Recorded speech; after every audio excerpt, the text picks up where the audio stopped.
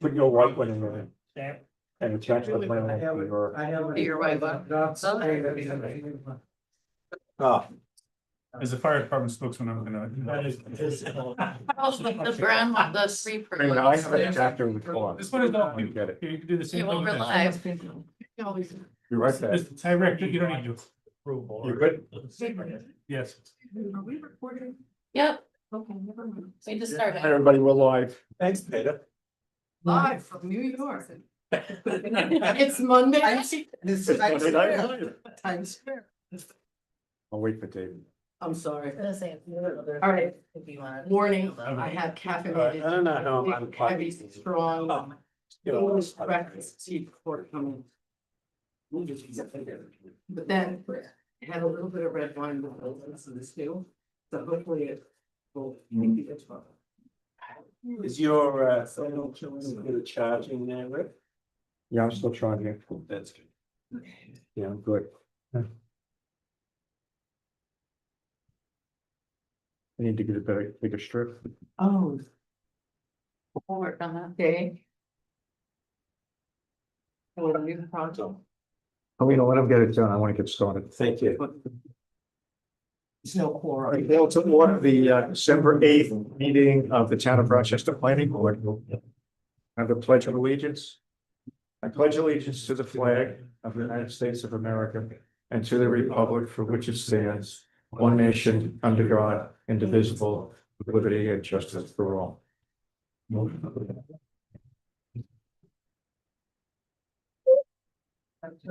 Okay. Stacy, would you do the roll call, please? Yes, Chair Jones, Here. Member Nelson, Here. Member Roberts, Yeah. Member Duda, Here. Member Festerin. Here. Member Farmel here, Member Pinsky. Here. We have Jordan, we have Dave Sharps. Greg Boulder is coming, but not till at 7. Okay, All right, so we're all here, hail, hail. All right, I have the schedule of meetings for next year. That here I'm also some. pass out. I'm hold on to. Thank you. Thank you. Thank you. Holmes. And for the public, this will be eventually, as in a few days, will be published to the website. Okay, so the board and our consultants would notice the important column is the last one, which is when the PB meetings are going to take place. And if you note, when we get to May, we only have one. July, August, we only have one. And then as we did this year in November and December, we're only having one. So there are 5 months, at least that's the plan, that we'll only have one meeting, the first meeting of the month, and not the second one. That's of course is subject to change if we get really, really busy and need to have a workshop meeting. So the public can find that on the website as we speak, We or need to approve those dates in order for it to be on the January. we can board. call for a motion to approve the dates. Make a motion to approve the dates as laid out in the 2026 planning board calendar. I second. On seconds, all in favor? Aye. Aye. Anybody opposed? Chair votes yes. Okay. Another item, and this is primarily for the public. And I'll read it word for word. It's from the supervisor. The planning board has received 86 written comments submitted by 3:30 p.m. for consideration as part of the public hearing. All comments timely submitted to the planning board have been forwarded to the planning board members and will be included in the official record of the hearing. So Stacy did send that out this afternoon, 5-ish, 4-ish. Send for, When did you send out the 86 some odd or the 46 some? around 3:30 this Okay, afternoon. so you do have them, they're all there. All comments were also copied to the town supervisor, the town clerk, and the attorney for the town. Just for clarity, These officers do not have any authority or role in planning board proceedings and have no authority to open, close, or otherwise direct a public hearing. Copying these offices does not alter the planning board's process or obligations. So in addition to getting all these letters, which I don't know, it's asking that they not be sent, that it be sent directly to the planning board is going to change anything. But the one item that I did see, and I believe I forwarded to the board, was a suggestion by a group that we had erred in the posting of the meeting and the posting of the agenda, et cetera, et cetera, et cetera. And to the contrary, we were early on everything and we're well within the time frame. So the letter went to the town supervisor, letter went to the town attorney. Anytime the town attorney has to open something, we get charged as a town. So if possible in the future, and the town board has nothing to do with our agenda. So Erin, as a supervisor, can't call me up and do any of the following. Can't tell me to vote on something, not to vote on something, to change my meeting, not to change the meeting, to skip a meeting, cannot do any of that by state law, state code, nor would she.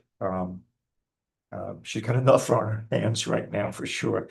So just a word to the public to, we took care of it. I think she took care of it. Actually, she responded over the weekend to the complaint that things were not done in a timely fashion.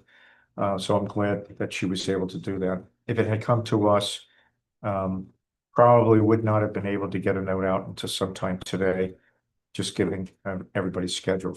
But anyway, just a heads up that things that go to other officers of the town, they're not allowed to, I'll call it interfere, but they're not allowed to advise up or down the planning board, period. What? Is it appropriate time to mention that some of those letters, several letters mention banquet facility, which is misrepresentation of I'm sorry, they mentioned what? banquet facilities that we're considering. Oh, banquet. Banquet, I'm sorry, Oh, banquet. banquet facility. Yeah. There is nothing in application about banquet facility. People can say what they want. Okay, that's But it's That's always misleading the community. so we're here to correct it. And if they read the record, they'll see it corrected, but I'm not gonna tell people don't write that. People can write and pretty much say whatever they want, except yell fire in a movie house. Supposedly. Okay. And so we did the calendar, we did the note from Erin. Let's get started. Unless anybody has any other comments. Sorry, I appreciate it, but Well, in other comments, I wrote to you, I don't know what we can do, but limit written comments time frame before the meeting. So we don't get bombarded by 80-some comments, written comments, and expecting us to read them before the meeting. It's a waste I of, think it's obvious to, if I get 80, yeah. Can We're I not make gonna- one note and with what Zorian's saying? My hours here are only until noon, and I had my entire time that was supposed to be helping Erin with her things that I was working on these, because it says 3:30 on our public hearing notice. If when we motion to open a public hearing, we can make it until noon the day of the meeting. I think that might be helpful, at least for me, so that I can help her when it's time for her work. Just a Counsel, I assume- suggestion. that the time frame for when they have to get comments in is up to us. Before the Gentlemen, meeting. so What Stacy is saying that Notice it's doesn't on the say. public hearing notice, it says It says 3:30. on the notice. 3:30. means that they can be Doesn't say considered it. before we make a decision. No, so that she can get them out before we come to the meeting and they can be read by us before the meeting. It's up to whatever Okay. our capabilities are. Well, I'll take that into consideration, Okay. but again, if you don't get them in order to read them, you don't read them. Yeah. We do the best we can. Looking at the Pine Grove notice, it doesn't have the time. Okay. It actually says specifically what email to send it to. But it doesn't have a time. There's no time. Okay. Okay, All I've right. seen it on some. It might be on some of them. All right, let's get started. Bill. Hey. You have a couple in front of us today, right? You have Pinkerest, Mr. Pinkerest and Mr. Lewis. Or Mr. and Mrs. Lewis. So the board, as the board remembers, I had asked, I've been asking a few of you to onshore a couple of the projects, because there's so much going on. Jen is doing the Pinkerest one. The only thing I will mention, so I'm gonna let Jen lead the discussion. I do want to mention, we got Ulster County Planning Board comments back on the Pinkerest project. But they were what I would call informal. And so I sent a note back to them saying, I know you were either too busy or you didn't get to it, so you only sent me informal. I want you to reconsider and get me the official findings of the planning, of the Ulster County Planning Board before I act on this application. So they're gonna do it in January. That's the earliest they can do it. My understanding for their response was they did not have a quorum. Okay, And so they won't put that in writing, they'll just. they can have a forum. That's a good reason for not, So the informal means it's what the planning department, what the planning department drafted, but the planning board never voted on it. That's my understanding. So they never voted on it. But Rob drew up. It was just what They were Rob sent gonna- us. They were gonna speak to the devil. Yeah. If. Okay. I'll explain it. So with that, and I had hoped to set the public hearing tonight. I don't know if we, for this project. I don't know if we will or not. There's a few things we still need from you in order to do that. But Jen, do you want to get started? Just to update the board? Would you like to start by sharing what changes have been made with the resubmission? Yeah. Or do you want me to walk? You know what all has changed since the last edit here? I have, you know what, I have it up, I can walk through the changes, that's fine. So for everyone, I have to apologize, when we sent feedback, the full board wasn't copied on the email back to the applicant. I just forwarded you the email so that you have it now in your inboxes. But I do apologize. The majority of the comments were related to lighting and parking, and septic, but I'll walk through, since you didn't have the benefit of seeing that, I'll kind of briefly walk through our comments. Just And then we can talk about where we stand now, if that sounds good to everyone. So. We asked for a revision of the narrative to better explain the use, hours of operations, et cetera. I think we're still waiting on that though. I don't think they've received it. We asked that the site plan be updated to reflect the septic, and it was revised and resubmitted. So the map that you have in front of you reflects that. With regard to lighting, there were a few odds and ends. So it's my understanding that all of the existing lighting is dark sky compliant in your email, right? We also wanted to confirm whether there are any new exterior lights. And you confirmed there are no new lights. As existing, right? Okay. Another question that I think is still pending is whether all of the exterior lighting, with the exception of safety lighting, would be off during outside hours of operation. Can you confirm whether or not, or get back to us on Not that? sure, but there's, on the front of the building, there's like these just little, what would you call them? Lights, the shine, soffit lights, I guess. Yes. Right, yeah. Just a very low, intensity light just shining down on the ground on the front of the building. I'm not sure if those would be off. Everything else would be motion detector.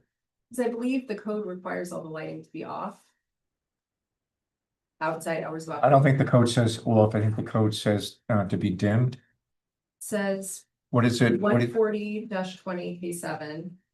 All exterior and sign lighting, with the exception of safety related building mounted lighting, shall be turned off outside hours of operation. okay, there you go. That's pretty specific, Bill. Building mounted. Yeah, I don't know. I'll have to ask Tom if those are on a timer or what they're on there.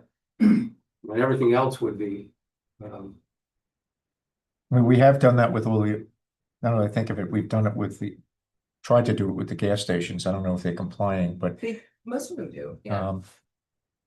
except for those that have 24-hour operations. So, but okay, So that needs to be confirmed. On signage, this sort of overlaps with lighting a little bit. We asked you to confirm whether the building will have a sign posted to the exterior. Is there any plans No, there posting will not. on the building? No, okay, so that is confirmed.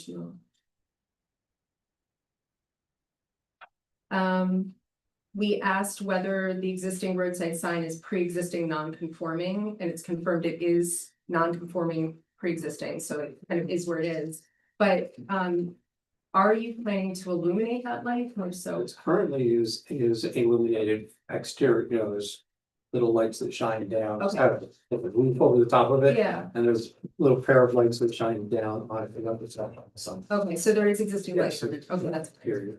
And then the final issue, which is parking, as Rick said, we referred this to Ulster County Planning Board. They didn't have a quorum, so we haven't gotten any official response. We've asked them to review again in January. So while we can't give you the official requirements from the planning board, they are asking about channelizing the flow. So you can expect to get that comment back. And if you, I would direct members of the board, you can see here, there's an assumed highway bound that appears to encroach on the ADA spot. So I think, there are some issues with the parking, Yeah, well, and so I would open this up. so Bill, I think you're gonna get an official statement that says you have to channelize it in some fashion. And also a request that you meet with the DOT and determine what kind of permits you need from the DOT, because it looks like you're infringing on the easement that the DOT has. Sure. Um, Always has been. yeah, but meeting with them might help Well, and resolve the situation. if there's modification required for Ulster County, likely need coordination with the DOT if you're working on their right of way. So I don't even think tonight we should comment on whether we do want channelization. Let's wait to see whether or not what the county says. I think when it comes to safety, we're gonna pretty much follow whatever it is they suggest, and it does make good sense. So some of these are gonna have to change. The angle of them, Bill. So that's one issue. Then the other bigger issue, Bill, we talked about this, is some members of the board, I assume they still want to do this, want to do a site visit. And the purpose of it is just to walk around the building, get a feeling for it, nothing more than that. Do we have a date? Mr. Pinkhurst will be back in the country tomorrow. Okay, Okay. so, I'll get back to you then. and so you haven't had any discussions with them about, No. Not since you gave me some feedback on what you were looking for, but he's been well since then. so in the effort to move this along, we won't get, what is the first Wednesday of January? So we have a calendar, Andy? What date is that? 7th. No. 7th. The 7th? Yeah. So the county meets on the 7th, first Wednesday, we meet on the 12th, so we should have feedback from the county by our meeting of the 12th. I don't see any reason why we can't set a public hearing for the 12th. And if there's all sorts of issues that come about, we just keep the public hearing open. So I'd like to, in the effort to move it along, not to skip steps, but to move it along, is to entertain a motion to set the public hearing for the 12th. Bill, anticipate what I told you with the channelization. And also we have to do a site plan. Well, let me ask the board, who wants to go on a visit? I will. Okay, it looks like. Sorry, I know you want to go. I can. Okay, so we need both of those, Bill. So the public hearing will be set. We'll take a vote, but I'm only going to set it if he agrees to do a visit before the public hearing, which would be the 12th. Based on what you told me you were looking for there, I think we can talk him through that. What I told Bill, that all we're looking for is to look at the building. We're not interested in whatever other business he has in the back. Landscaping business, asphalt business, it's not part of this application. It's just the building. So I said, that's all we're looking to do.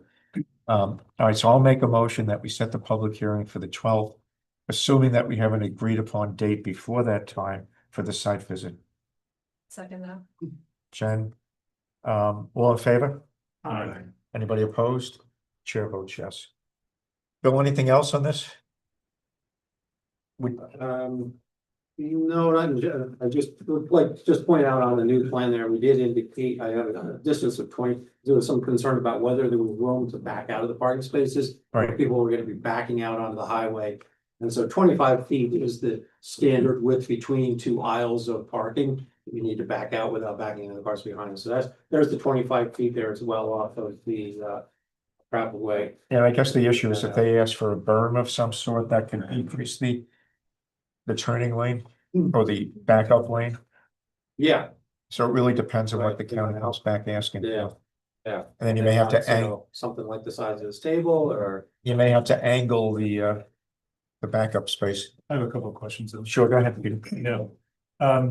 One thing is, it's listed as 1.6 and 1.67 acres on the parcel viewer. And the map says 1.37. I don't know what that discrepancy is. And currently it says 1.5. Yeah, so there's a little discrepancy there, so. That's pretty common. Okay, just making a note about that. So what's correct? Your map? Yeah, 137. that's based on the survey, yeah. 1-3, okay. The number of parking spaces in there is marked as 11. Would this be considered, this is maybe a David Church question, commercial or offices? The square footages, and where I'm going with this is that you might be able to eliminate a space or two Yeah. that would help for parking, for help for turning around. If we don't have that, so I think it was typed as an office. there's an office, okay, so It's less. so you might be able to eliminate one space, which might help with the turnaround.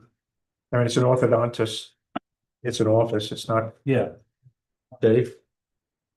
Yeah, I think that the set of uses it's had or have similar parking requirements, don't they? it's 1.75 Because for commercial. And 200 No, square foot, 150 for commercial, no? I thought it was 175. the list of uses don't match the permitted uses, right? You have to stick it in a larger category. Okay. You follow me? No. Your code has dozens of uses that are permitted.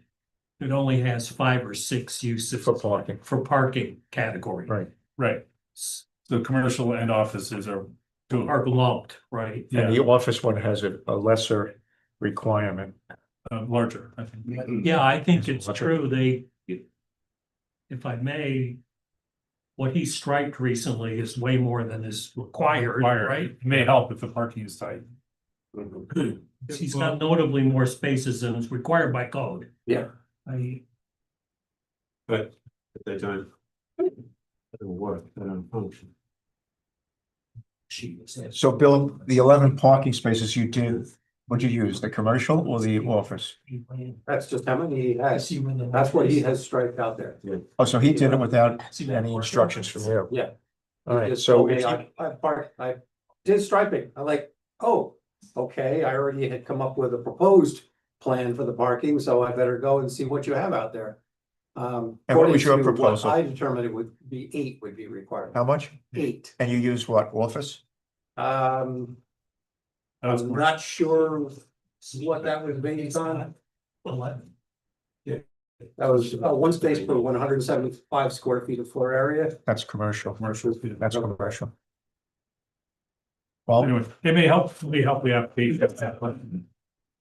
So. I think the board will be flexible to say if it's an orthodontist office, to be flexible, see, commercial is fine, you get 175 instead of 200. Yeah. You need 8 instead of 11. He sort of shot himself in the foot by. But. There is, similar to Peter's question, there is a gravel parking area in back on the map here. There's parking in the back, but the slope is intense. I just wanted to. Okay, so That might, Yeah, that would not be used for this. it's not gonna work. I get it. But this is another reason why a site visit would be helpful, because we can see the site. And hopefully help get around to the. So why don't you suggest to your client that he allows you to do the mapping and the using and all that? And that 8 would probably work. And we'll see how that works. Whether it's consistent or we can work with whatever the county comes up with. I have one more question. Sure.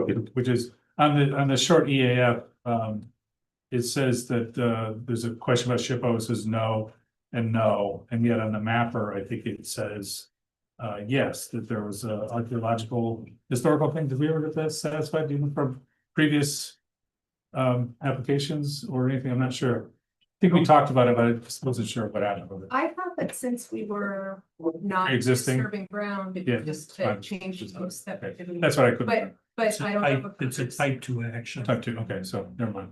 Never mind. Well, that's the other thing. We did, We talked, it's a type 2 action, it is, so there's no, we don't need to declare the agency. right, but we couldn't find in the minutes that we actually, as a board, declared it a type 2, or it's We type don't- 2 by,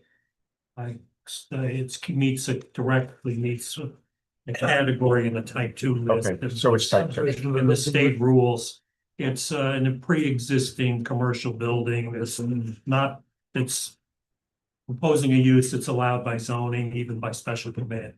It's less than It's- what, it- 4,000 square. No, there's another one. Dave, I'm satisfied with that, unless you're not. It's a type 2. Subsection 18, reuse of a residential or commercial structure or structure containing mixed use where the use is permitted under applicable zoning, including permitted by special use permit. Okay. So it's type 2.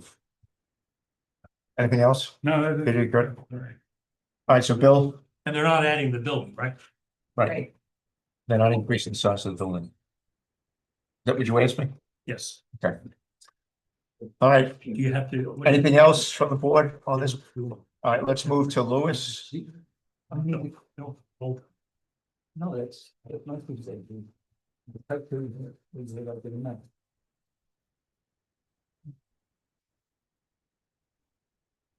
All right, Bill, talk to me. Just note Stacy for the figurative agenda, then figurative could be type 2. The board doesn't have to do anything. Okay. It just is. Not that they're forward or anything. No, it's that. It doesn't hurt to ask somebody, you know, who needs the code, but. The code, always knows it. Bill, we're gonna talk to us about Lewis. Last time you were here, we expressed some concern with the driveway. Proposed driveway. I think that was one of the remaining issues. Yes, and I think since the last meeting, we asked for the slope mapping, Right, color coding of the slope there.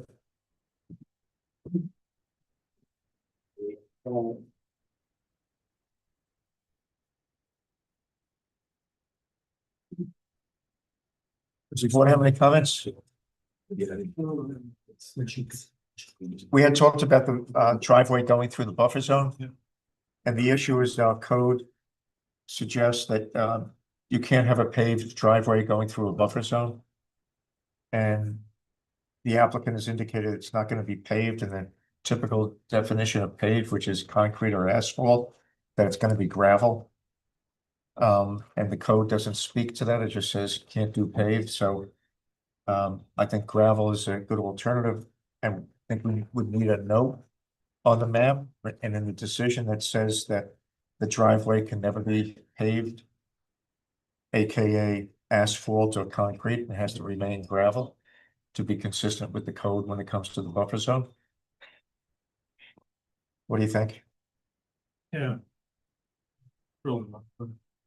The other alternative, That's the question. go ahead. Do we know what the area of disturbance is in the buffer for new driveway? Because there's the existing, right, that's already there. And then there's the proposed new gravel drive in the buffer. Do you know what that area of disturbance is? Oh, the new driveway? Yeah, No, it's not here. Well, no, I don't see it here. It's the standard driveway width, right? 16 feet. Well, it's where it takes Or a 20. turn. Got the map?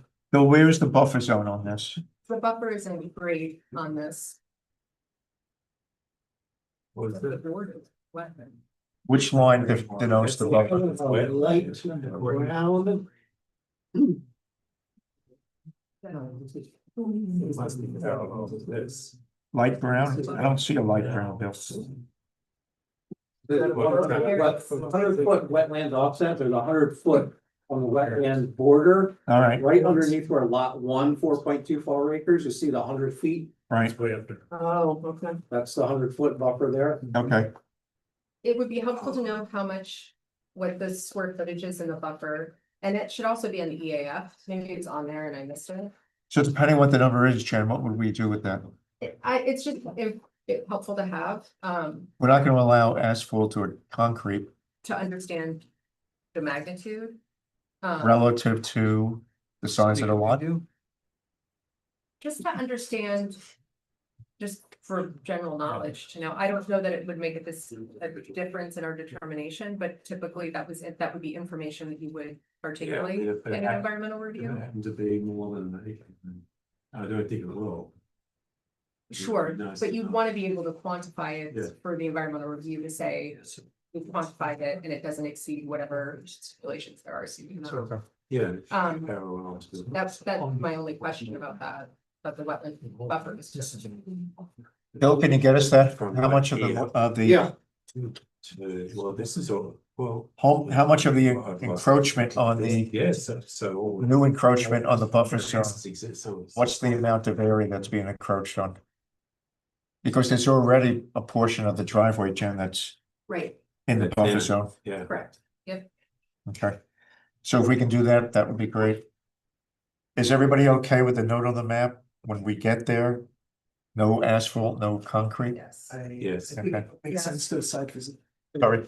It would make sense to make a site visit. Yes. Bill, site visit? Sure. Did you come up with dates? We talked about this too. My clients are really, really ignoring me. These people also, I don't know if they're out of the country or what, but I can't get in touch with them, so. Say, I'll take responsibility of setting up the date for review it and take it out there. So you're gonna take the responsibility Yeah. without talking to your client? Well, either that or they're gonna put it off until spring when they come back. But Well, you know I'll what? try one more time. I'm not willing to go on anybody's property without the client saying it's okay. All right, I will tell them, until you get back to me, your project is dead in the water. Until this thaw and the spring. I'm okay with that. We got a lot of other projects. Oh, yeah, me too. I think, I have a couple of notes. I think, Bill, the EAF, there's a couple of documents that need correction. Still reflect the 3-lot subdivisions that need to be corrected to Oh, okay. 2-lot, the EAF. I think the CEO determination, I don't know if we need to amend that to be a 2-lot. I don't think so. They started with a 3. And through our discussion, it's now 2. We don't need to go back and redo the determination, in my opinion. Community collab needs to reflect 2 lots. Yeah. And then I think there's a question on EAF. Let me just look at it really quick. Something I needed to be.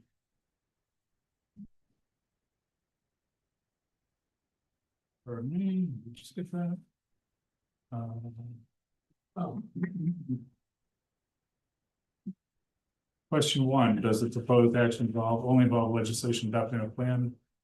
That should be. That's a yes. Okay. Okay. Yep. Zorian? Zorian, you had your hand up. Yeah, I wasn't at the last meeting, nature resource map was showing stream, there's a property. And on the back, it's a core forest, so, put it on, Right. It's not a stream, it's just a wetland there. well, I don't know, it's showing stream. That's all I don't know. I don't know how they got that stream running down that hill, but, right, Well, that's why we'll go there, we'll see, maybe nothing. yeah. Anybody have anything else? And- Yeah, so I just noticed on the drawing, it actually tells us that the area of disturbance is 0.43 of an acre. And the proposed driveway in the buffer is 0.1 of an acre. So it is there. So we Yeah. have it. So it's under zoning requirements. And also, Keeping what? Thanks, Dave. So Bill, Someone can. I did it, but I knew it was asked for before, I was like, oh, guess we didn't do that. all right, so we, 0.1 acre. Jen, there's the, what you were asking for? Yeah. It's there. Okay, thank you. Thank you, Dave. Anything else? So Bill, Rick, also following Dave's comments, he wrote about farmland. You know, on the new property, if how much farmland gonna be left open, is it 3 acres or more or less? Yeah, Prime farmland. Yeah, prime farmland, do we know how much left in open space there?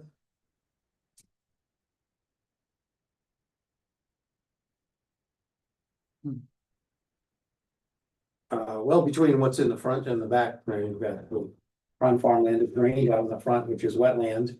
And then there's a section on the back. Dave, when you did your write-up. And you mentioned the prime farmland, It had just shy of 3 acres. There's the one code provision about whether it has 3 acres or more of connected farmland. Early on, we determined that it was just, okay, that triggers the requirement for a conservation subdivision. Right. Which might have been discussable at a 3-lot subdivision, but less so at a 2-lot subdivision. all right, so it misses the 3 acres, According to the calculation we had earlier, okay, it's not, so sorry, that's it. doesn't quite trigger that. Okay, so Bill, we're not gonna do not gonna move this forward until you get me the site visit. Okay, You get the applicant, and I'm not scheduling the public hearing either. I don't see any reason for, until we do the site visit and they know where to be found. So is the board okay with that? Just wait. That's it.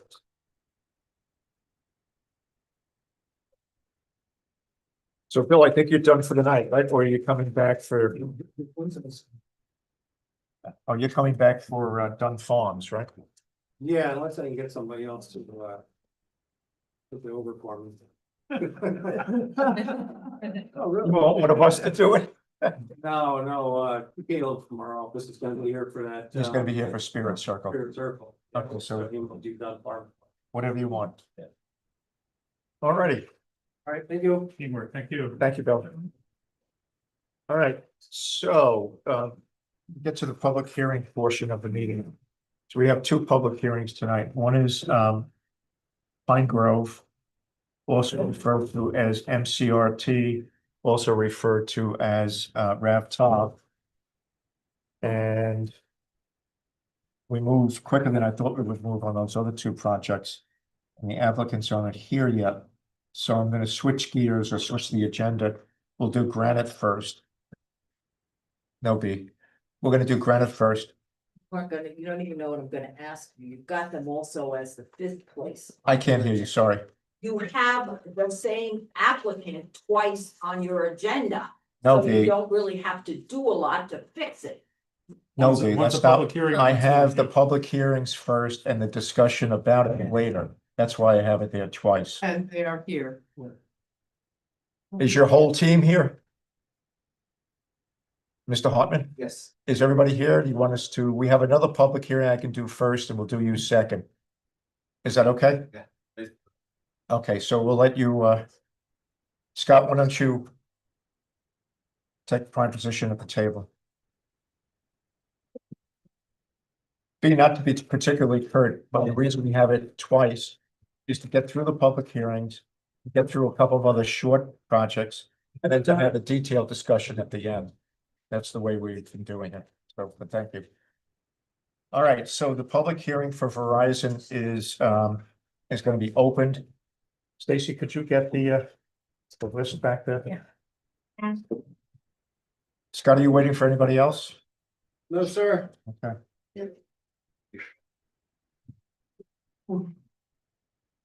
Thank you. The and for the public hearing, the people from Verizon are here usually for Verizon. You know that, you kind of know the drill. We have 2 people that want to speak about Verizon, and be happy to give you 7 minutes each. If you need a little bit more time, we can be flexible. Please address the board, not the applicant, and also if you have any information that would cause us to act differently than what you think we might be doing, those are the kinds of comments we're looking for. Of course, your opinions as well. The, last week we had a meeting, a special meeting.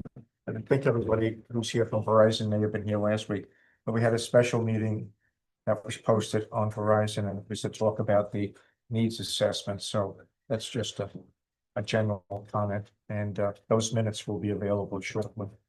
So the first name on the list is Lester Cohen.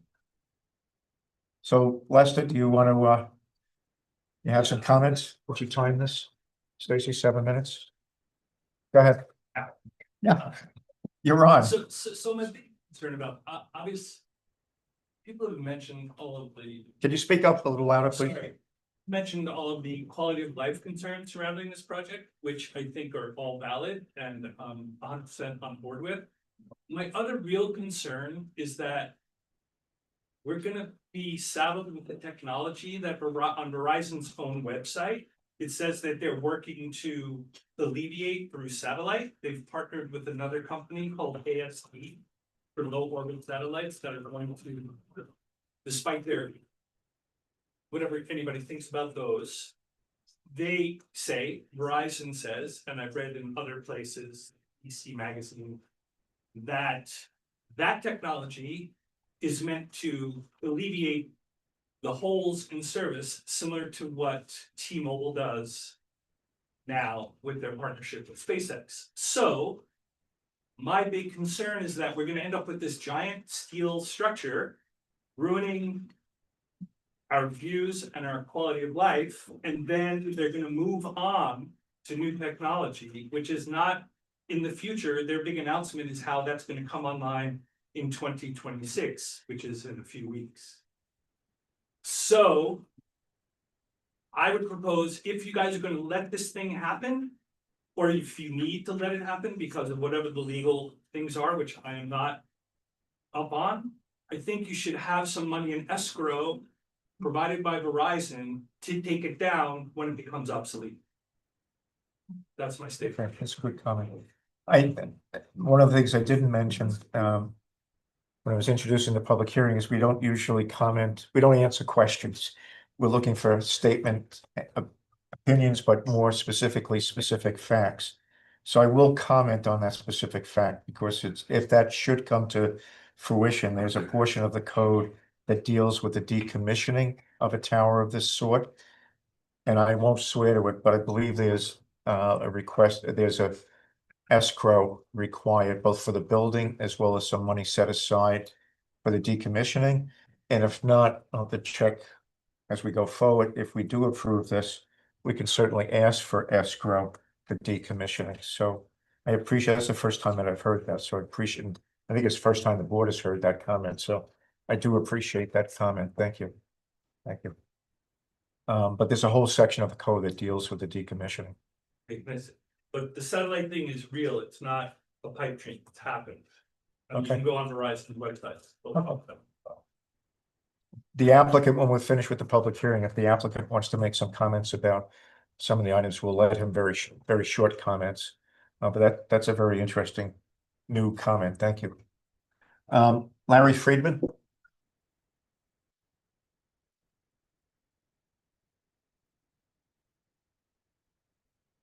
Thank you, Mr. Chairman. Very loud. I'd like to speak for a few minutes about Verizon's need case. As you know, I was here for the December 3 meeting at which Mr. Fishman, the board's consultant, made his presentation. I was very troubled and very disappointed by Mr. Fishman's presentation to you and his responses to your questions at last Wednesday's meeting. Propagation models and maps on which Verizon is relying for its need case remain completely unverified and unsubstantiated.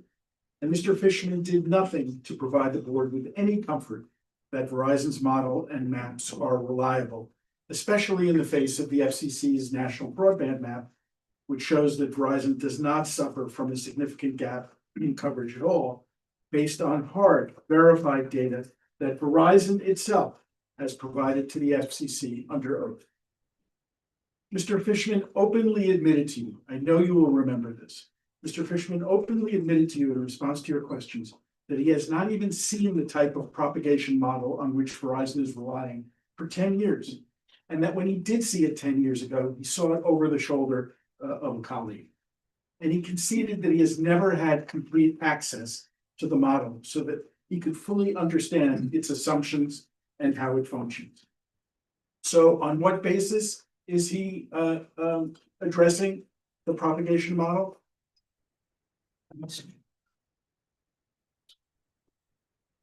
Most strikingly, on page 4 of Mr. Fishman's November 15 report, he admits that he, quote, cannot personally vouch for the accuracy of Verizon's model, and instead he is making the assumption. And if you go back to page 4 of his November 15 report, he uses the word assumption. He makes the assumption that Verizon is using a propagation model that provides adequate accuracy so that Verizon is willing to make network spending decisions based on the results. So what's going on here is that Mr. Fishman is recommending to this board that if Verizon is willing to spend its money on this tower based on Verizon's unverified propagation model, then the board should defer to that decision and approve the tower. The board should defer to their decision to spend money on something, figuring if it's a foolish decision, it's their foolish decision, but it's not their foolish decision. The consequences, for all the many reasons we've discussed over the last 11 months, fall on us, the residents of the town of Rochester. And Mr. Fishman's notion that he assumes the propagation model is accurate because Verizon has decided to spend money based on that model, obviously that's not how special use permitting, and that's not how the waiver process works. If it were the way that it works, then this board would need to approve every application that it receives merely because the applicant is confident about the merits of its proposal. Here, the planning board, if it relied on Mr. Fishman's assumption, which in turn relies on Verizon's decision to spend money on this tower, if the planning board did all that, the planning board would be breaching its obligation to enforce the zoning code and to protect this community. Merely because Verizon considers its unverified model to be adequate to justify its own network spending decisions is no reason for this board to defer to that unverified model. So I suggest that the board cannot rely on Mr. Fishman's assumption that the model is accurate. Instead, the board should determine for itself whether Verizon has proven with hard, verifiable data that Verizon faces a significant gap in coverage for which the proposed tower would be the least intrusive remedy, which is what the zoning code and the case law under the TCA require. Now, you asked Mr. Olson, Verizon's counsel, at the meeting on December 3rd to give that hard data. Give, for example, the dropped call logs, which they've never denied that they have. They just don't want to give them to this board. Well, if Verizon will not provide hard verifiable data to the planning board to support its propagation model, the board has a simple solution at hand. It should tell Verizon that if you will not provide us with that information, the information that we need to determine whether your proposed tower is warranted by a significant gap in coverage, then we will have no choice but to deny your application for lack of evidentiary support. It's undisputed, they bear the burden of proving a significant gap in coverage. It's undisputed, they bear the burden of proving that the tower is the least intrusive means of resolving that gap. It's up to them to provide this board with the information that will support those conclusions, if they are supportable at all. I don't think they are, due to the FCC National Broadband Map indications. I'll close with the discussion of that in a second. But the board should not be begging them to give verifiable data. The board should not be deferring to them to decide whether they want to provide that information. Mr. Olson said, well, I will check on it. I've heard that many, many times over the last 11 months. Mr. Olson says, well, I'll check whether I can provide that information. And then we never hear anything about it again. And if this does contain proprietary data, which I highly doubt, the board can enter into a non-disclosure agreement with Verizon. But it's just not satisfactory for the board to rely on Mr. Fishman's assumption, which in turn is based on the notion that Verizon is willing to spend money on this, so it really must be needed. And to go without the hard data that you've asked Verizon to provide. Let them provide it, otherwise their burden will not be satisfied. And the board will have no choice but to deny the application for lack of evidentiary. Larry, you're bumping up against your 7 minutes. In fact, you're over it. Can I just touch on one last subject? Sure. Thank you. Do you have that in writing, Larry? Your I do, statement? and I will submit it. Tonight or tomorrow? I will do. I would just want to talk about the national broadband map, which Verizon's been slinging a lot of mud in. Again, that map is based on coverage data provided to the FCC by Verizon under oath, under penalty of perjury. So Verizon cannot be now heard to disclaim the accuracy of what the map shows. And contrary to what Verizon told you last week, it does not need to guess about the FCC's parameters and methodology underlying the map. Those are described fully by the FCC in the Code of Federal Regulations and in other publications. They come here and they say things to you that are just not true. They know the methodology. They know the parameters. I dare say this public corporation would not submit data under oath if they did not know precisely how it was being used. If Verizon believes those parameters and methodology are flawed, you should require that it explain to you why, rather than claiming that the national broadband map is a black box when it's anything but. So in conclusion, I urge the board to find that Verizon has not proven its need case. And on that basis, among others, I urge the board to deny Verizon's application for a special use permit and a waiver of the zoning codes. Thank you for your indulgence, Mr. Chairman. Appreciate it. And I will get this in tomorrow. All right. I'll deliver it to Stacy. So get it to Stacy. Yeah.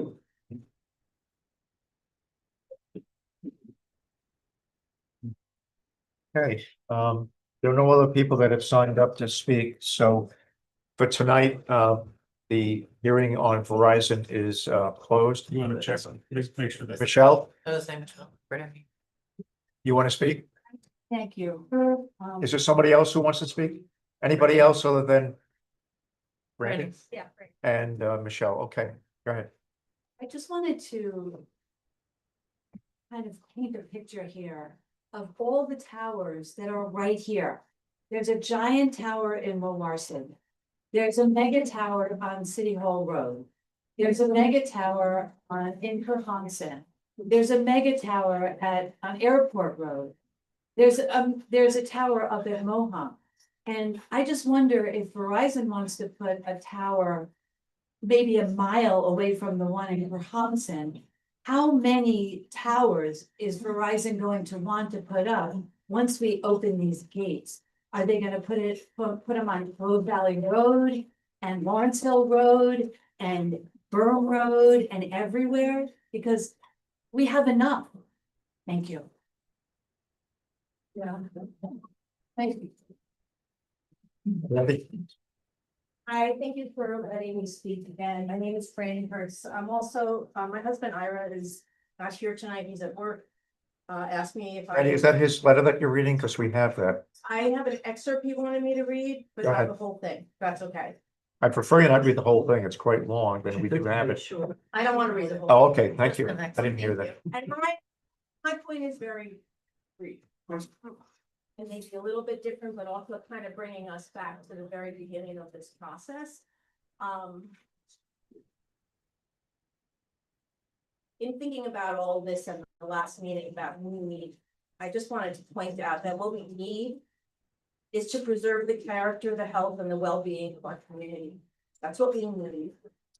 What we need is for the planning board to represent this community who have shown up meeting after meeting, saying we don't need the additional cell coverage. We don't need is the stress of this proposed mega tower. I think it's affecting people's mental health. I'm in the field and I see it all around me, not just the people here. We don't need faster cell service. We don't need more ugly, as stated by one of the people who signed my petition. We don't need more ugly in our world, and we specifically don't need any ugly in our bucolic landscape. I just wanted to remind you guys about the petition. We submitted it a long time ago. There's been a lot, there's been hundreds and hundreds of documents since. I think over 300 people, 328 people signed that document. That was with not much effort. We could get more signatures, but it was just a point to show. I don't see people, I've come to a lot of meetings. I haven't been to every single one, and I don't see people coming and begging for the cell tower. I see people coming and begging. Yeah. So the petition, over 300 people signed, and it states, we, the undersigned residents of the town of Rochester and the Shawangunk Bridge, urge the planning board to reject the special use permit and area variance application of Verizon Wireless to build 145 to 165 foot cell tower at 445 Granite Road in the midst of our neighborhood. People signed that willingly. Only one person to me. I talked to a couple hundred people, only one person said, I need more information. This is Ira's letter that he submitted to you guys, so sorry to be redundant. But it's a little more technical than anything I could write. The planning board is the sole decision maker on the granting of this discretionary waiver and for creating conditions in a special use permit. Not the town's consultants, not Verizon, not a future judge. It is up to the planning board to manage the laws of the town, and the act of changing a law or standard 90 tower as of right now must be based on a justifiable reason. Verizon wants you to think in terms of what a judge would say on appeal, but your job is different right now. As custodian of the townspeople's laws, use all the data and information you have heard to do good local planning. The amount of local knowledge that you have received is as important as any data collected. This is supported by scientific literature. People have said they don't need the added cell coverage, do not want a mega tower in their backyard for myriad reasons, don't want to look at a mega tower every day, and that they wouldn't have moved here if they knew a mega tower would be in the neighborhood. We have told you we will be significantly impacted by a mega tower. Unproven need plus many impacts equals no wait. In conclusion, the zoning conditionally provides for a 90-foot tower. If that doesn't cut it for the applicant, then this is the wrong site for a mega tower for all concerned, including the community. Thank you.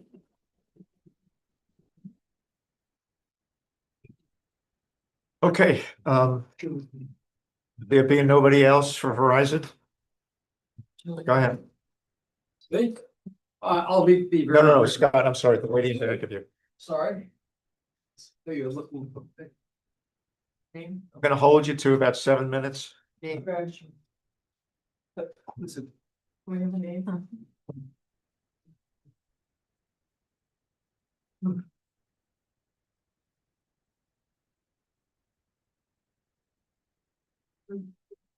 Hi, everyone. Julie Walsh here. I own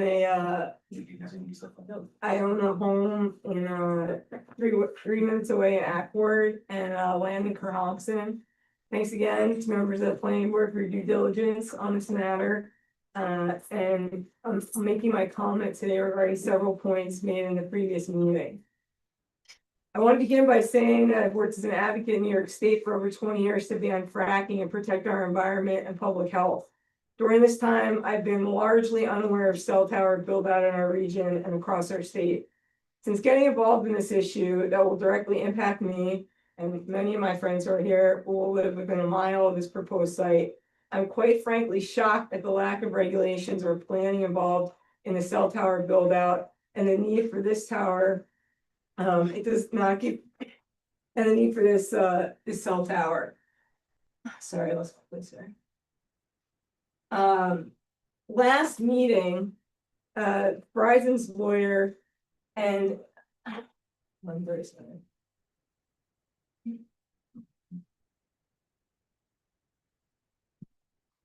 Okay, so lost my place. Yeah, so basically, you know, it's been very shocking to see that the regulations involving the cell tower build out are really not uniform across the board.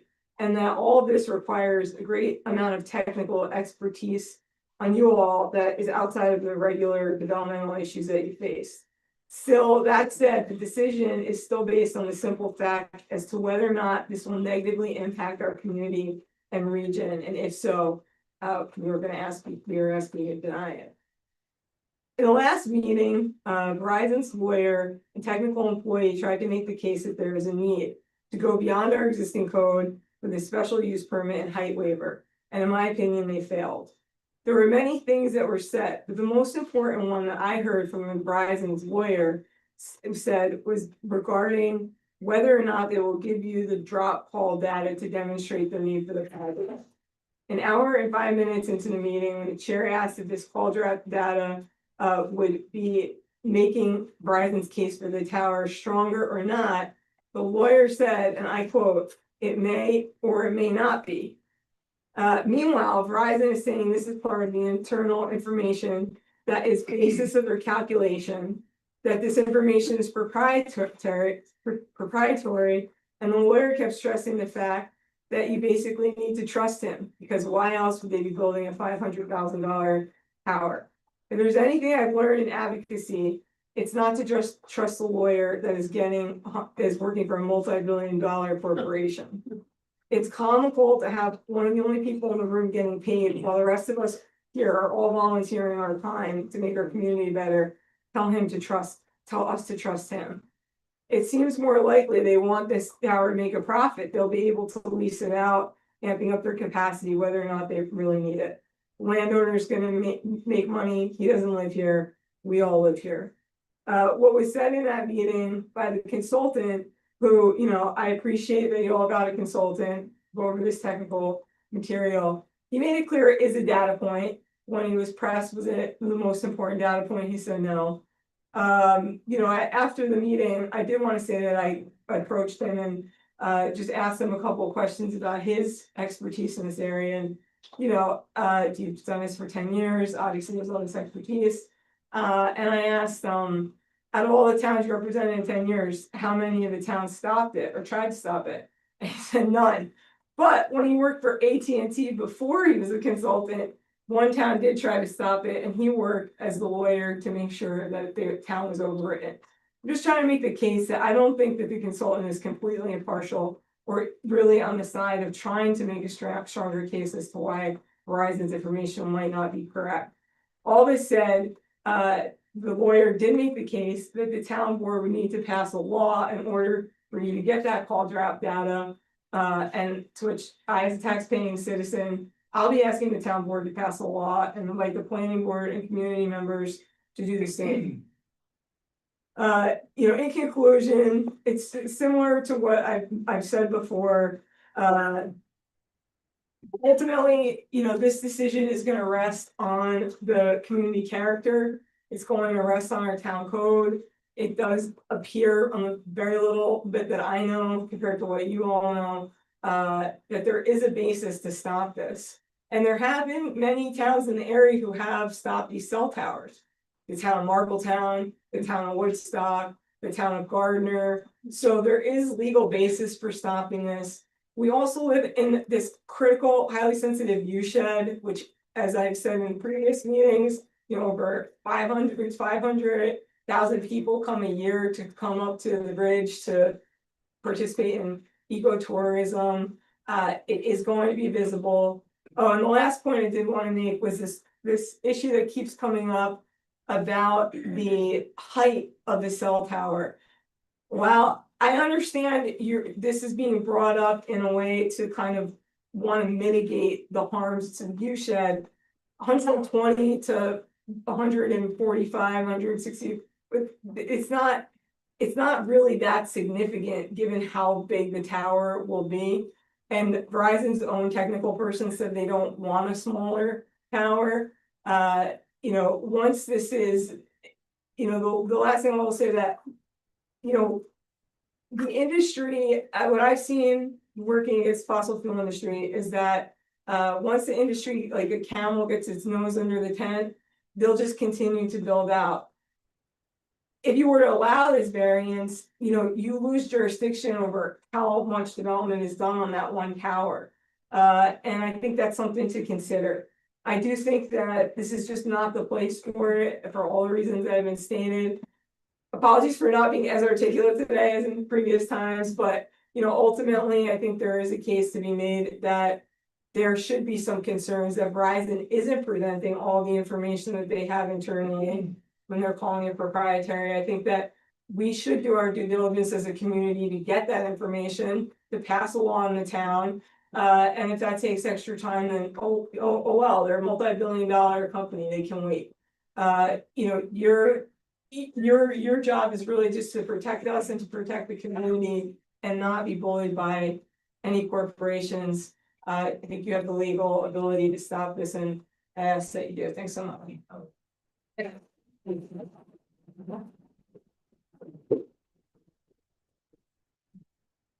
Okay.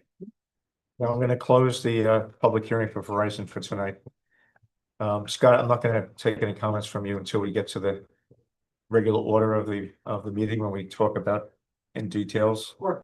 Okay, thank you. No problems. All right. Who's here from Rav Top? Jeff, you wanna approach the bench? Have a seat. Good evening. Good evening. This is everybody knows Jeff Kaplan. right? Yep. So for the board and for the public, we have a public hearing now on Ranch Ave. Continuation of public hearing. And when we finish with the public hearing, we'll be talking about the project in detail towards the end of the night. We have two other small projects in between the public hearing and the discussion around Rav Tom and separate discussion with Verizon. So the same, if you would, suggestions to the public in terms of public comments. Like you to keep it factual. What's really important is details that you may be aware of that we're not aware of regarding the project. And please address the board, not the applicants. Like you to keep your comments to certainly under 10 minutes. If we can make it 7 minutes, that'd be great. If you have statements, typewritten statements, written statements, whatever you'd like to submit, love to get those as well. We have quite a few comments that we received yesterday and today. 80 someone? 40 someone, okay. I exaggerated. So we do have quite a number of comments, and those are just from today. Okay, so the first, Mike Baden, you're first on the list. Go ahead. Good evening, board. First, I wanted to say thank you guys for using Unicolab, for moving that direction. I'm using it in the village of New Paltz, and I think it's made a big improvement for information to be seen, so thank you for that. I'd like to talk about the size of the building again. I know it's been talked about considerably, but I also saw that the applicant reduced it by 10,000 square feet. And even though it's a reduction, all it really did was took a small slice out of the second story. The footprint remains the same, at least to my looking at the site plan.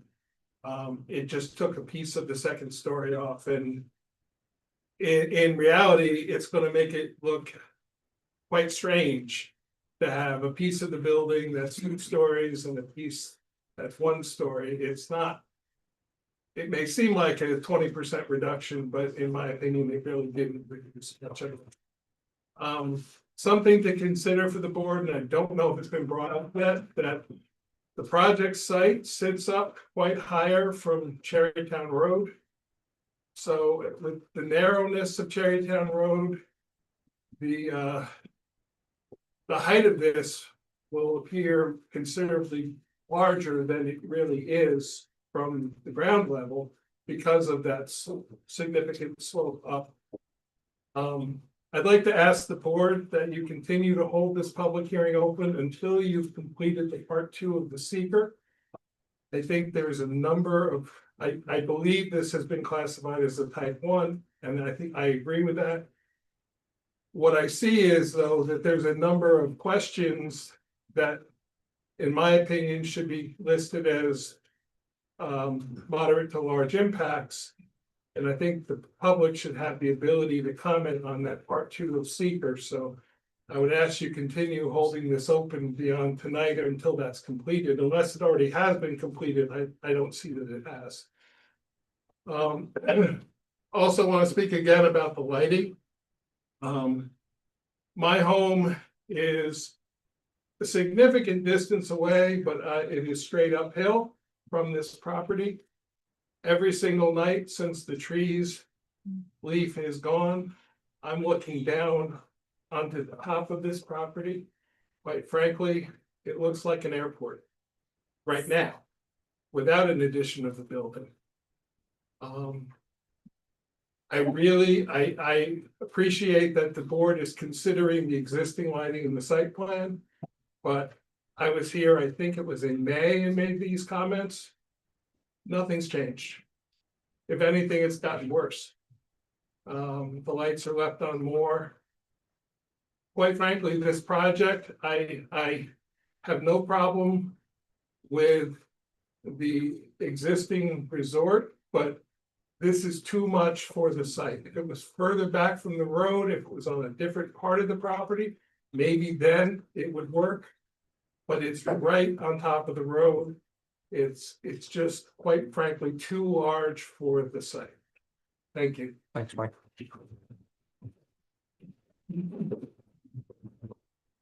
Dave? Yes, I'm not gonna stand up mostly because I'll fall down. I'm B. Howard Depew. I live at 191 Sampsonville Road, directly downhill from all the drainage points on all the diagrams that you have on in front of you if you look at this project.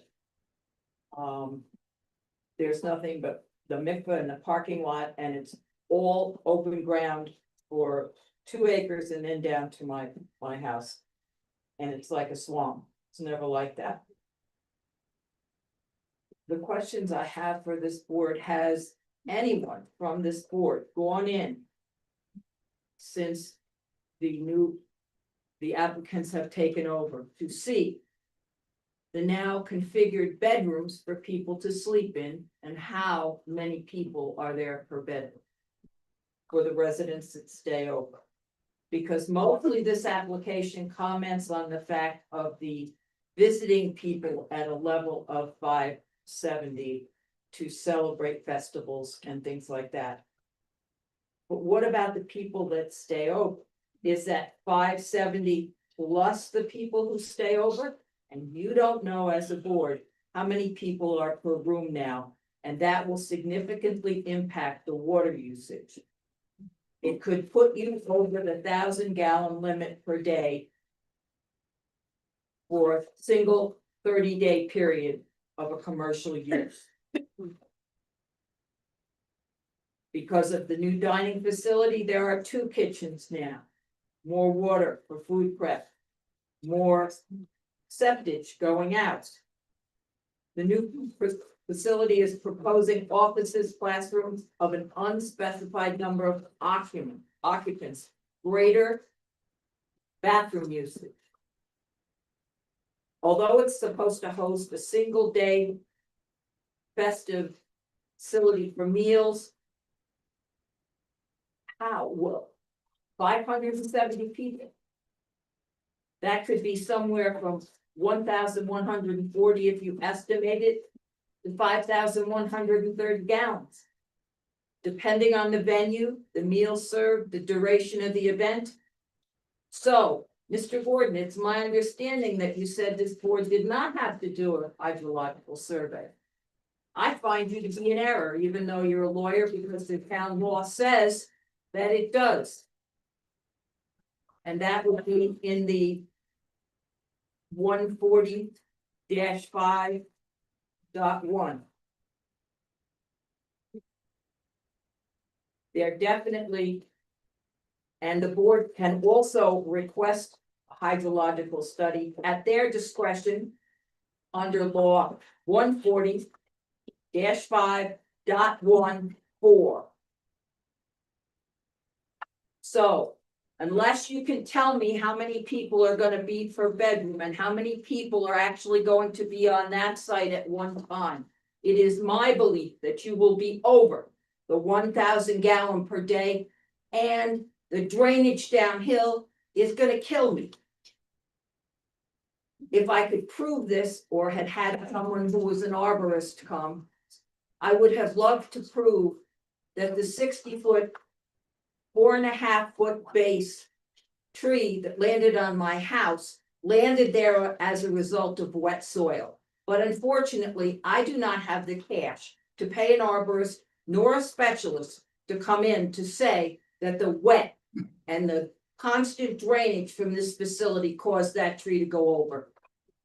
But that tree had been there for some 90-some years and it had never budged. And consequently, because of that one tree, I took down a second tree in fear for my house. So what I am saying to you is, you need to require how much water they're going to use, and you need to figure out how much septage they're going to produce and where that's going to go. And did they complete the SWIP for the stormwater? Those are three things involving water that this board does not seem to have addressed. And I've given you the laws to follow. And they need to be done. Or you have the option to be arbitrary and capricious and deal with an outside group's Article 78. It's very simple. Thank you.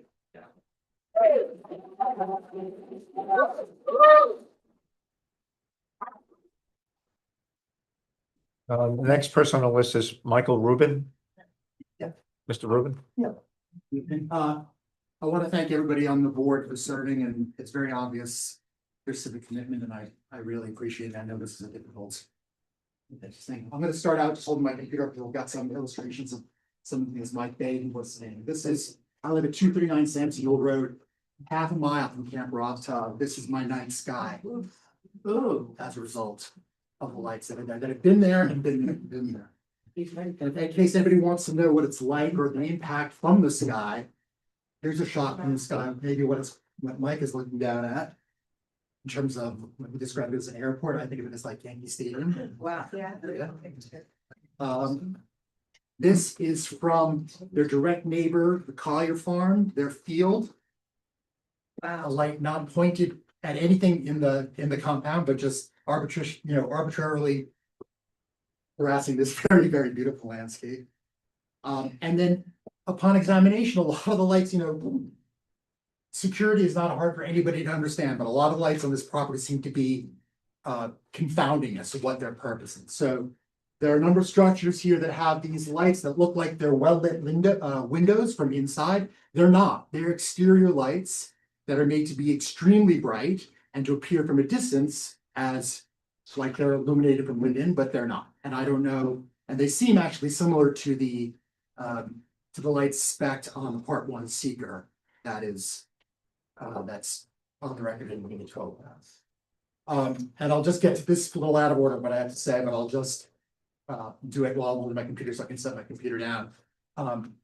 In terms of the town's character, this is just I want to present the board with an image of the things that I think everybody here, sort of holds their sort of rural idea, the Collier House, the old Schumacher stone house, and these are all properties that are not far, they're almost literally adjacent, if they're not actually bounding the Rovtov site.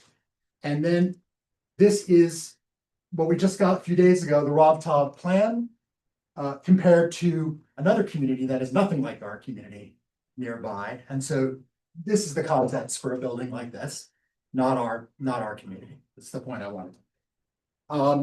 Can you send us those? They're in, I sent 2 letters today, and all those images are in the letter. Are in the letters. And it's Michael Rubin? Michael Rubin. I wanted to complain about the way this whole process is happening. in seemingly piecemeal, instead of a whole plan being presented in a way that the community can make an informed response. And there's no better example I can think of than one was just provided to me a moment ago, and that Mike Baden, who I think everybody in this room will agree is an extremely informed individual, talking about a plan, about the two-story plan with one-story lot above. But that's not the plan that's in front of the board, or that appeared before the board just recently. What we have now is a completely redesigned building that, not as far as I can tell, you look at it, it's 3 stories. It's 2 stories and then it's 3 stories. So it appears to be even bigger. And if you go into the seeker, there's an area in the seeker where they talk about the space that should be heating and cooled. They talk about something like 39,000 square feet, and then a potential other, I forget the number of square feet, but the total is something like 51,000. So what are we dealing with? If the community is going to come out and make a reasonable comment and reasonable plans about the impact of what's going on here, I think everybody, any civic-minded person could agree the community deserves one thing to respond to, that they can sort of say, yes, this is what's happening, this is what's going to happen, but this is ever shifting, ever changing, short notice. Tremendous number, I mean, not tremendous numbers, I'm not an expert, but like just a quick review of things found, either lies or untruths. For instance, there's an agricultural disclosure form that says the property is not adjacent within 500 feet to any other working farms. There are 3 working farms immediately adjacent: the Courtrights, the Whitemans, and Goodman. Right, immediately adjacent. So there's, a tremendous amount here that is confusing, that is boggled, and one has to wonder, like the lights that seem to have no purpose when the camp is occupied, if the intention is not to confuse, that the intention is not to make an informed and organized response of this community all the more difficult. So for that reason, I really want to urge the board to, and I'll echo what Mike said, to keep the public comment section open. I want to further urge them to make a positive declaration on the part 1 of the seeker. There's a really important point here. The whole seeker form is based on the applicant's contention that they are going to build this new, I'm going to call it 51,000 square foot facility, because that's what's on their form, 51,000 square foot facility, and not have any expanded use of the camp, which is patently absurd. It is an expansion. They're not tearing down buildings. They're expanding. And so I think it's law, and actually in the letters that I wrote, they're much more citing zoning code and precedent, but this board does not, has to consider not just what the applicant is saying they're going to use it for, but to likely future use. All right. I think everybody here knows this is a Trojan horse. This is not the end of anything. This is the beginning of something. This is a building, obviously very expensive building, that's designed to house a large population of people doing whatever it is that they want to do. So I urge the board to consider that that the reasonable future use of a building like this and what will happen to our community as a result. I wanted to just say one more thing. At the last meeting I attended, you mentioned how the special use plan will be up for yearly review. This town has, like any small town, has tremendous problems. We don't even have a code enforcement officer, as far as I know, anymore. There is virtually no way to enforce anything. Not the lights that are clearly out of zoning code, not when we had the septic problems years ago, how long that took to solve, not the traffic problems that everybody's been complaining about. There is no means of enforcement. So to suggest that the planning board could allow a special use permit, which would allow the building of a 51,000 square foot building for what would have to be millions of dollars, have that building go into use, and then after a year, revoke its special use plan and expect it to be adhered to, is an absurdity. It's a meaningless thing. And when I first heard it in the meeting, I was actually warmed by that information and thought that, okay, well, that might be something effective. The more I thought about it, it's toothless, and in a lot of ways, if you rely on that, I think dangerous to assume that actually is not any meaningful end. I think I'm done. Thank you for your patience. Thank you for your service. I really, really appreciate it.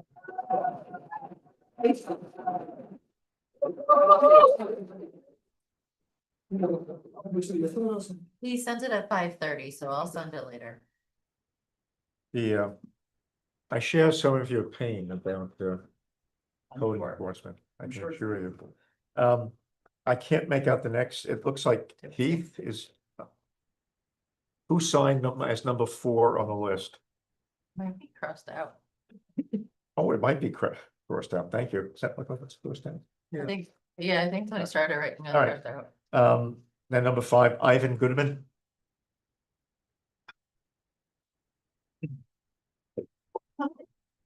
Jones, members of the planning board, thank you for giving us the opportunity to comment on this project this evening. I just wanted to address some of the recent submissions from the applicant on November 25th. The agricultural data statement, to be specific, states that there are no farm operations within 500 feet of this project. I'm sure it's something the board is going to address in the later part of the meeting. But just want to call the board's attention that there are in fact 4 farms in operation, including the Collier Farm, which is being paid by Harm Udema, who rents that property, defining it as a farm operation in New York Ag and Markets Law 25-AA Section 30111.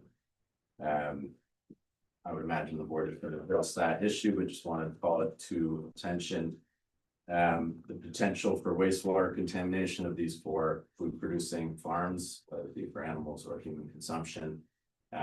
All 4 farms are downhill from this project, and we've yet to see a report from Ulster County Board of Health confirming that the project has adequate wastewater facilities to ensure that this type of issue does not occur. All 4 of our businesses rely on obviously clean water and clean soil to operate, and the nature of this application puts that in great peril. As we see from the site plan that was recently submitted, there's a septic tank with an unknown quantity. There's no sign of backup leach fields on that plan, which I believe is required of a wastewater site plan.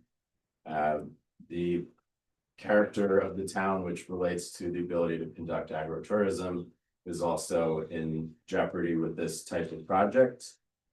Just to keep it to code, and New York BC Seeker 617.7C1 indicators of significant adverse impacts on the environment. Section 5, the impairment of the character or quality of important historical, archaeological, architectural, or aesthetic resources or of existing community or neighborhood character is grounds for the town of Rochester Planning Board as lead agency to declare positive a positive declaration for this project. I think it goes without saying that this project certainly has the potential to impact neighborhood character, and neighborhood character, being an agricultural community, is part of how our farms do business with agritourism. Further on community character impairment, Town Code Local Law 6, Section 14020, General Commercial Industrial Standards, Part C, Section 7 says it very plainly. Our code that we all abide by, that this board upholds. I'll read that part of the code for the public here. Buildings should relate in scale and design features to the surrounding buildings, showing respect for existing and neighborhood architecture. Buildings shall avoid long uninterrupted walls or roof planes. That clearly is not being accounted for in the applicant's renderings or design, further impairing the character of our community and these farms' ability to conduct our businesses in a town that highly values agricultural business and clearly states it in their code. I think I've read enough code sections for everybody, but just wanted to share those grounding code sections that the code that the town planning board can refer to in making their decision. Thank you for considering our comment.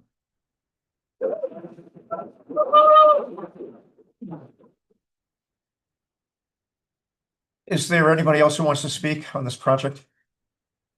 Go ahead, sure. You very much for- Speak up, please. Pardon? Speak up. Oh, thank you very much for letting me speak. My name is Joan Ewing. I'm staying seated because my legs aren't too good either. I wanted to speak with you about the traffic. My husband and I live at 161 Cherrytown Road between 30 Cherrytown and 350 Cherrytown. And during the months of July and August, there is a constant all day long stream of big trucks, buses, school buses, the regular transportation buses, all day long, constantly. It's like living by a throughway. And it also is not a safe situation. An incident happened last summer, in which our neighbor Alice across the way and Chelsea and Wilton and I were on our side of the road. Actually, a rattlesnake had gotten run over there. So we were looking at it, and then Chelsea started to escort Alice Gray across the road, and she has a lot of difficulty walking. And when they got about halfway across the road, one of these excellent bus company buses came barreling towards them and just barely stuck, what, about 10 feet away? Very close. Very, very close.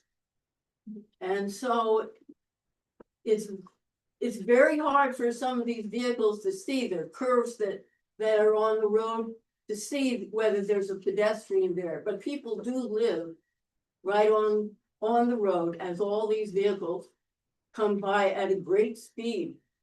So we're very concerned also because we see a lot of people walking back and forth between the two sites. And we're concerned whether this building is going to be accommodating not only the people who are staying at 30 Cherrytown Road, but also the ones who are going from 350 and staying there, because they are walking by during the day. So that means that there will be more people, more traffic going back and forth between the two sites. And what will be the impact on the building, the water, and of course, the safety. Thank you very much. Thank you.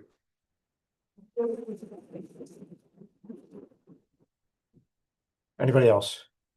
Yes, in the back. Hi. Can I have your name, please? Have your name? Yeah, I'm Claudia Sidoti. And What was the last name? Sidoti, S-I-D. I just wanted to kind of piggyback on the traffic concern. I live about 1.5 miles, not even, from Rock Top. And I just wonder if, along with the traffic, if there's been a parking or traffic study done, because I don't think that I've been made aware of that in any of the documents that I've reviewed so far. And also just driving there every day to go home from work and other occasions, have had several encounters that have been incredibly close and scary. I drive grandchildren on that road almost every single day. And I've just watched too many situations that have been really, really scary.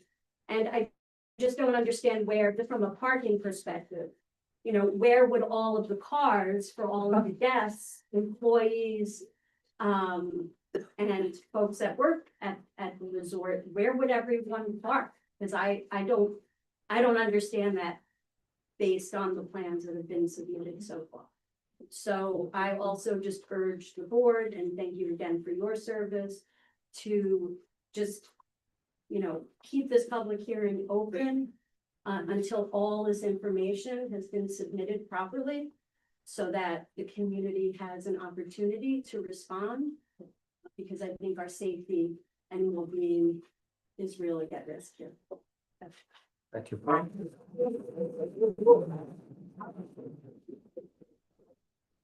Anybody else? Mr. Chairman, would you allow me to make, I neglected to make one comment. Yeah, sure, go ahead. I'm. It's not 10 minutes, is it? No, it's about 30 seconds. Thank you. In relation to the size of the building, I did a comparison of properties nearby. And one of the closest properties in size I could come up with is the Tops Grocery Store in Ellenville. And I thought it was really striking that if that's about 45,000 square feet. So depending on which version of this project is being compared, it's either a little bigger or a little smaller, but it was really striking to me that if this board was asked to view a grocery store, now admittedly, it's not the same volume of in and out as a grocery store, but if this board was asked to put a grocery store on that site, I'm certain it would not go very far. So I just wanted to, in comparison to size though, that's what this building is. Thank you. Okay, the public hearing is staying open. I can tell you that.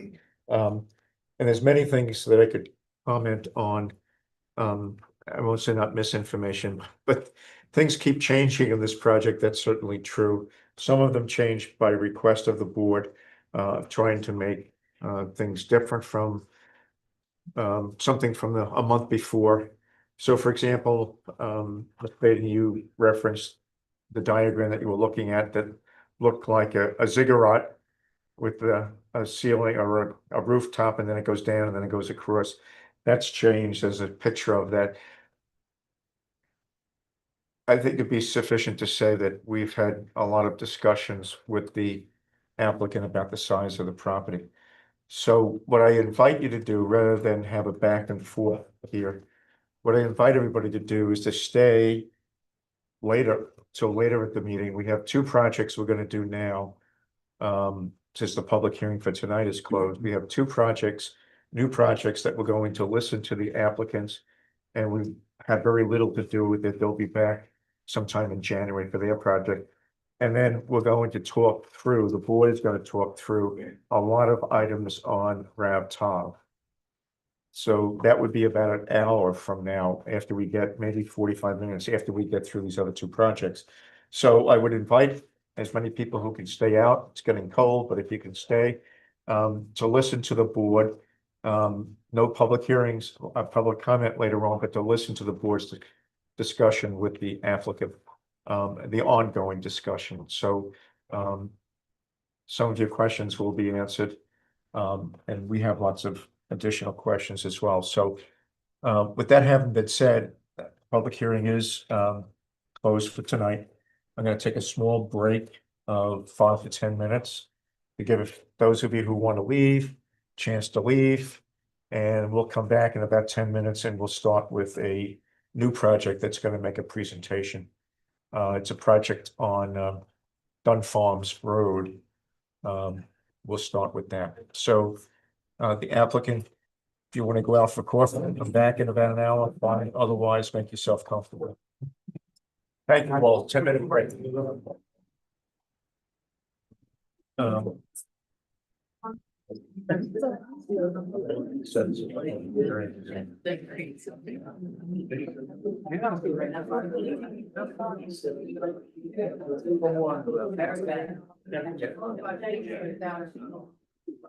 Bill, how are you? I'm doing okay. I have an updated. Give it to you tonight or not? I'm confused. What we're going, I was just a little bit frustrated. So it had to do with some problems with our town website or town. But there's so many pieces of paper for this project. It's like how many? There was an index map, there's a site map. There's two different architectural drawings and is that. So after tonight, Caleb, and it's all great stuff. After tonight, you just need to give you a new set of everything. If some of it is old, fine, like, kind of everything. I'm filling in for Bill for the food. So, yeah, it's difficult at home. But that was my, a little bit of my frustration there, but if it's kind, when I put everything together, I said.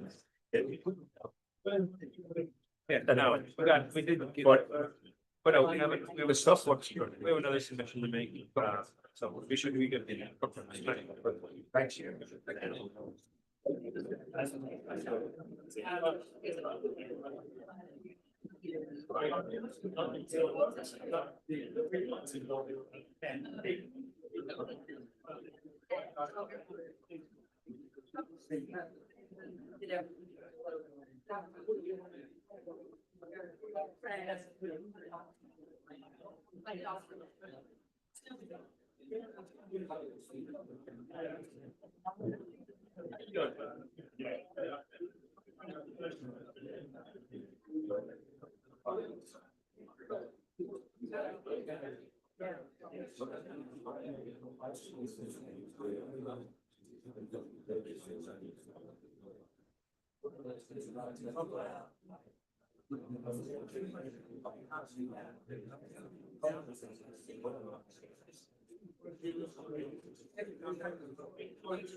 Yeah.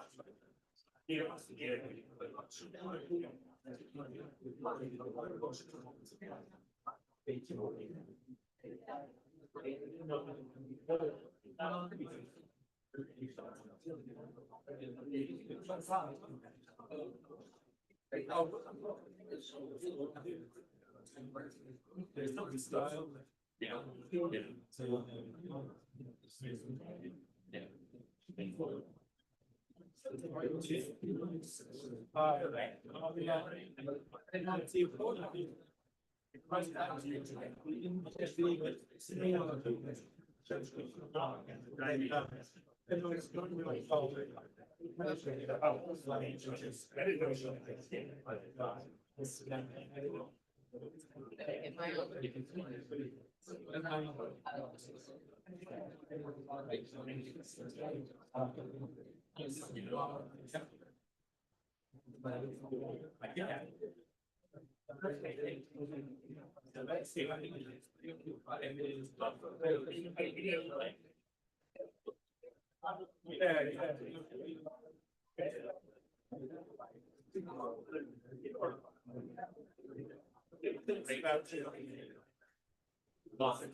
Then, the next thing.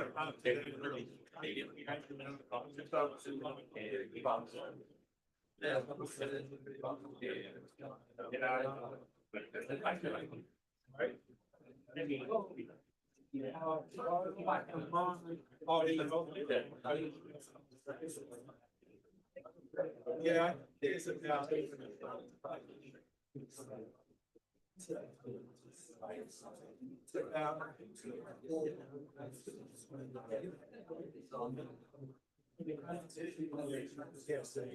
Then, they had also time.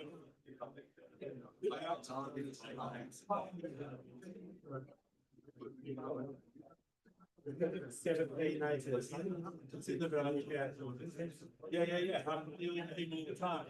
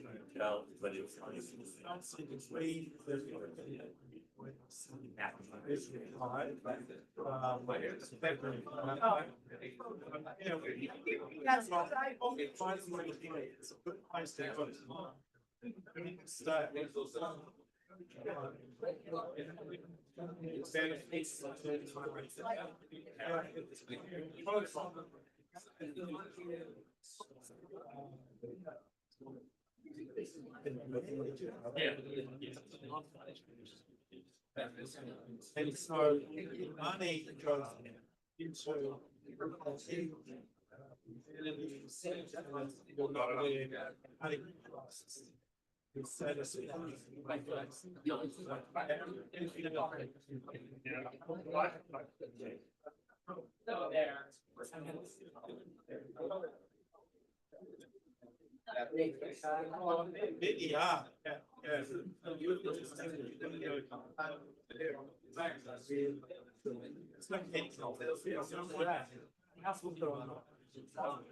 Yes, yeah.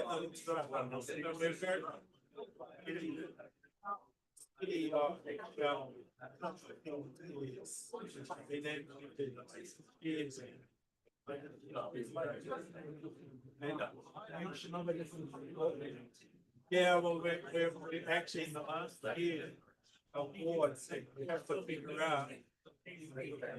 Yeah, yeah. Well, lots of it,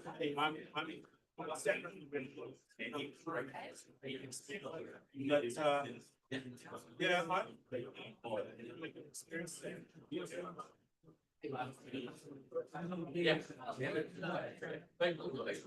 Yeah, and actually.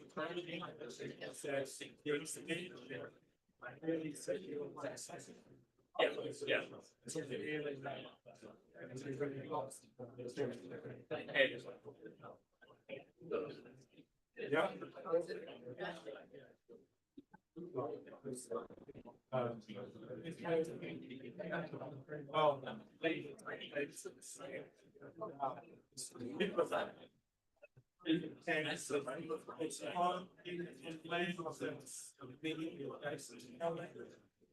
But it is. Now.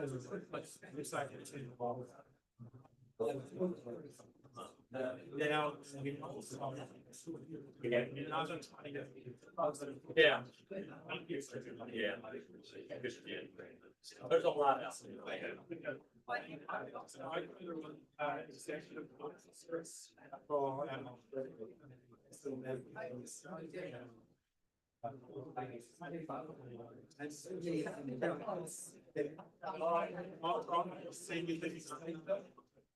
Really good paper.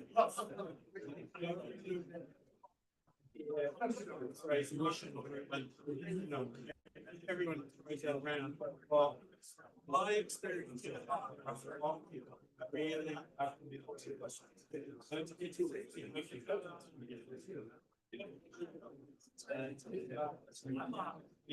I'm a fan.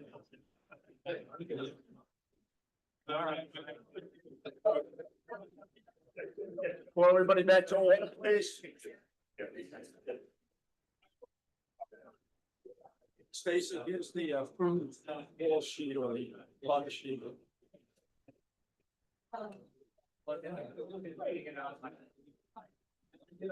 Having been so sick, they've got multiple water sources.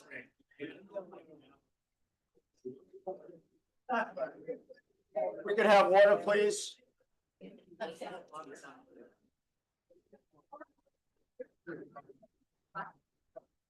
I need a quiet in the room, please.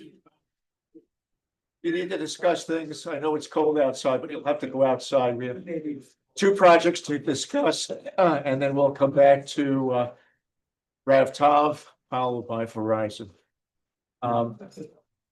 So the next item for the board. I'm still missing one. Hans, are you here? I'm sure he's. She's here. She just- Okay. Let's get started. So the next project I call Dunn Farms Road. And Caleb Carr. You're filling in for the Bill Akers, right? Oh, yeah. Okay, you have maps for this. The map is labeled the Puzo and Kilbert.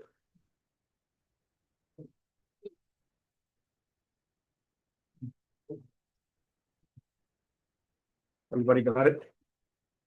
There you go.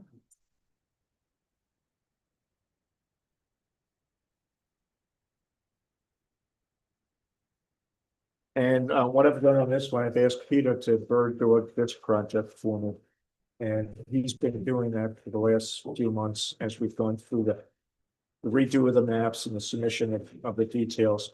But Caleb, why don't you tell us what we're looking at, tell us what we're looking for. Go through some of the changes you've made to the map. Yeah. Alina? It's proposed 4-lot subdivision, they have, it's, the lot 1 would be with an existing house. With a driveway off of Dunn Farm Road. Originally, I think they had one driveway for the flag lot coming off of Crum Road, and that's been revised for that flag lot to come off of Dunn Farm Road, as well as, the other 2 driveways, so all 4 driveways would be off of Dunn Farm Road now.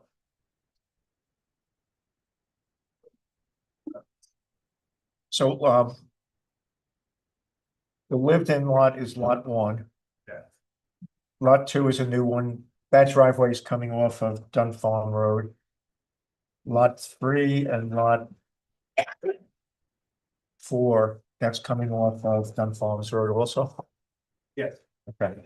So you got 2 lots off of one road, and then you got 1 lot off of the other road. They're all. So it's a total of just 4 houses, just 3 new Okay. ones, 1 existing, 3 new ones. Yes. Okay. Talk to us about either wetlands or slopes. Talk to us about what the, I mean, there is some moderate slopes on there. I know they did some preliminary investigation on septic. They're all looking to either be shallow or raised systems, partly due to the modeling on the site. There's definitely some wet soil throughout the site. But it's not the best soil that way. I know there is farmland of statewide importance within the thing, as well as prime farmland. Right now, I think most of it just, mainly open field is where most of the development is. It's very little woods. The long flag lot that has some, we kind of have to go through the woods, a small section of woods there to get to the house site. There was, this was originally brought in as Caleb was included a 4-lot subdivision and lot line improvement. But since that access off of Crum Road is not there anymore, it's no longer lot line improvement, right? Oh, yeah, no, that'd be correct, Okay, yeah. So there's no lot line. right, and then it's just as a result, that it's just AR3 zoning. So we just need to make the corrections to the narrative and EAF and the ag statement on that. And then I think you had a wetland determination by DEC. But I don't think it's been delineated, and so we probably need to have that delineated. It's just an acknowledgement there are wetlands over, I think it's on the, would be on the eastern side of the property. And also maybe on the southern side. So those, and then the big question I have for this is that this was part of a very big potential subdivision back in the day in the late 80s. And it was done in multiple sections, and there were some pretty substantial pre-existing easements as part of that subdivision. And I think we as a board just need to make sure that those have been satisfied. I think that some of the subdivision was rescinded and it was unsubdivided at some point, but it's kind of hard to understand because there are 4 sections in that original subdivision that went along Dunn Farm Road, Crum Road, for quite a bit, and it was going to be done in phases. So I just, in some way, we're going to need to figure out that all of those easements and restrictions, because some of them concern drainage, have been satisfied, or which ones still exist. And so I was going to ask if there was a recent title report, or if we can get a certificate of title or something that would show that, because some of those things would not necessarily show on the deed from previous sale. And then there's another question I had was into lot 4.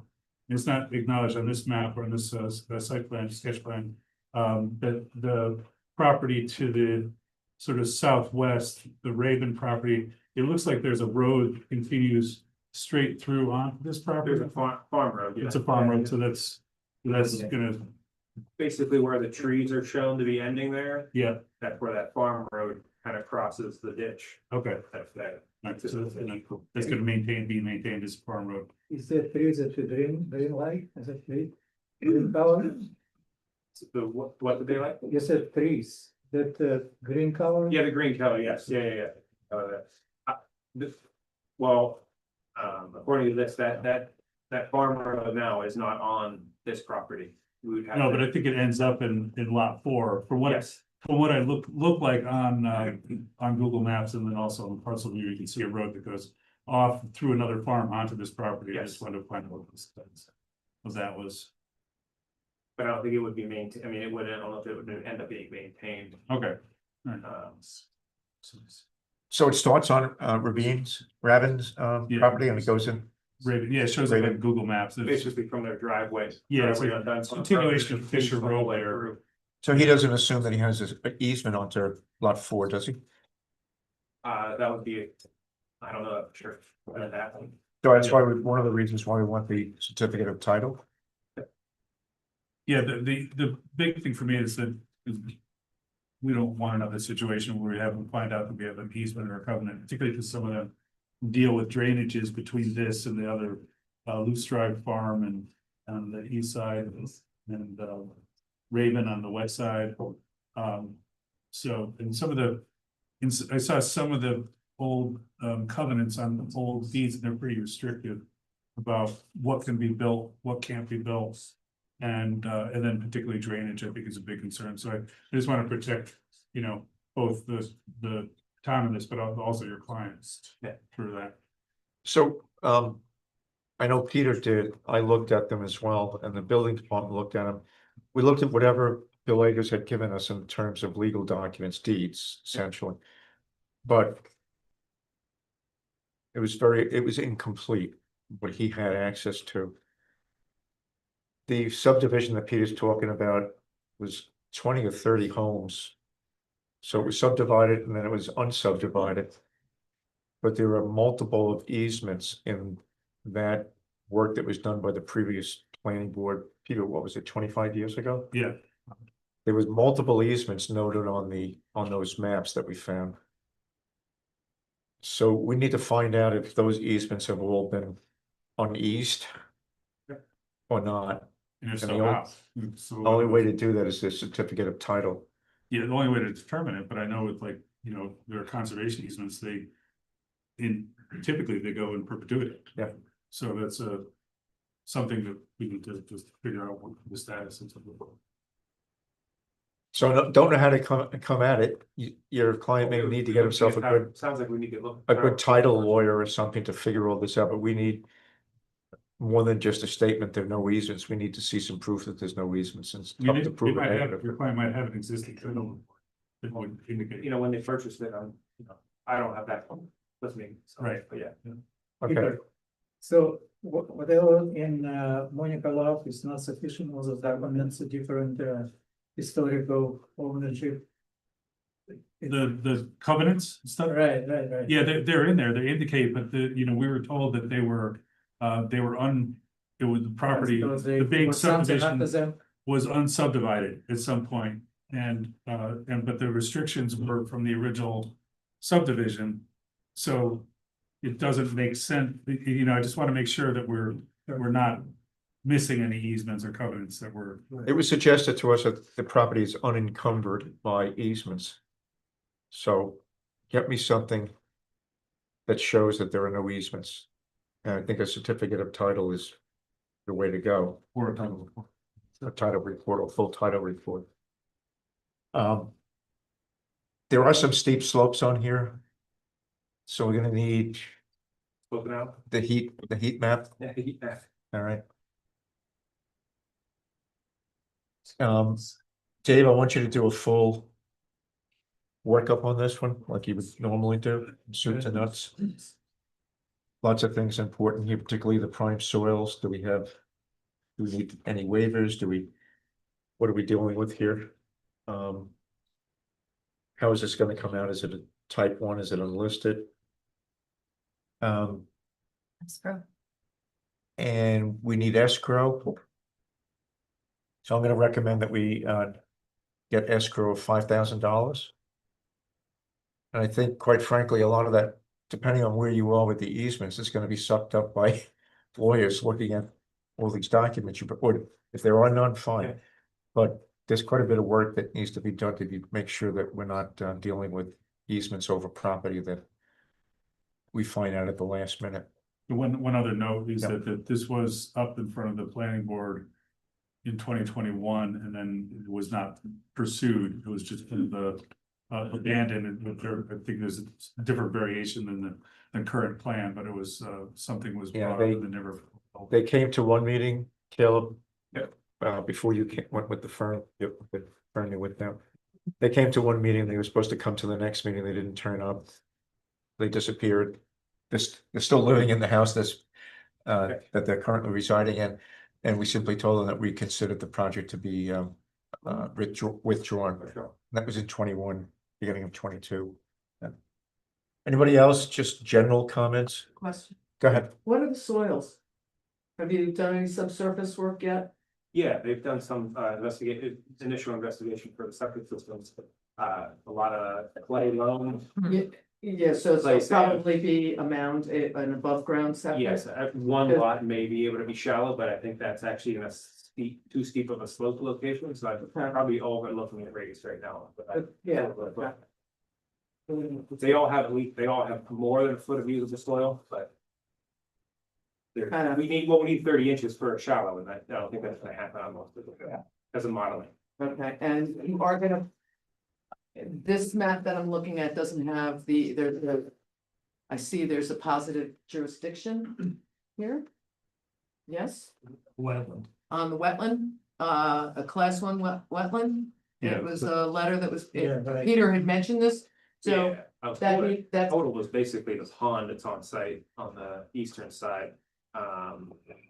But that has been, I mean. I'm not- Parcel 4, I'm not- okay. Yeah, parcel 4. It's right towards the I see property it, it's line. where the MA farm, okay, Yeah. but that should be Delineated. sketched out a little bit more with the 100-foot buffer, et cetera, it's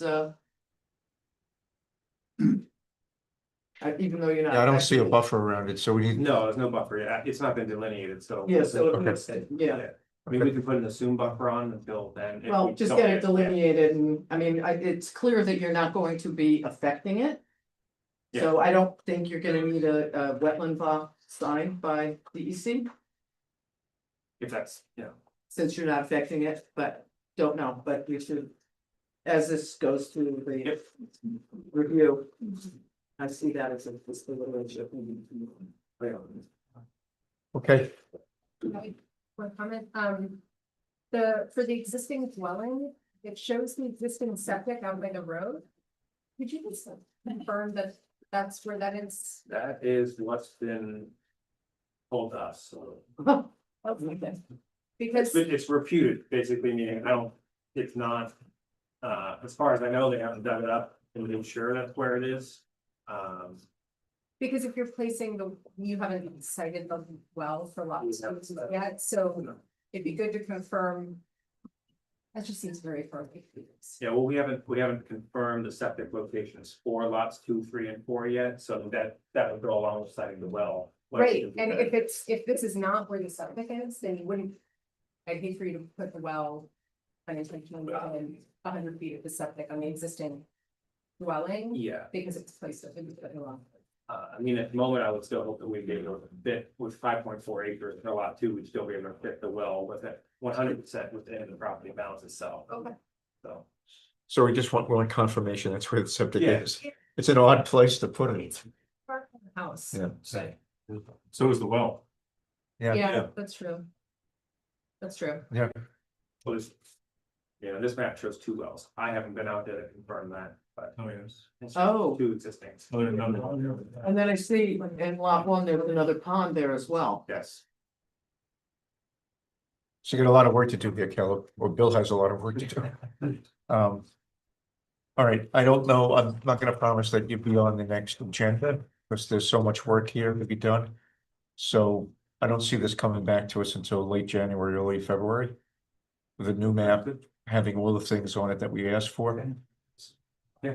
And- Escrow? We need to We need to vote do on the escrow. motion first. Sorry? Vote on escrow. Yes, I asked for escrow of 5,000, so I need a motion. I make a motion. Hans, Second. Jennifer, second, all in favor? Aye. Chair votes aye. So we need 5,000 in escrow. Okay.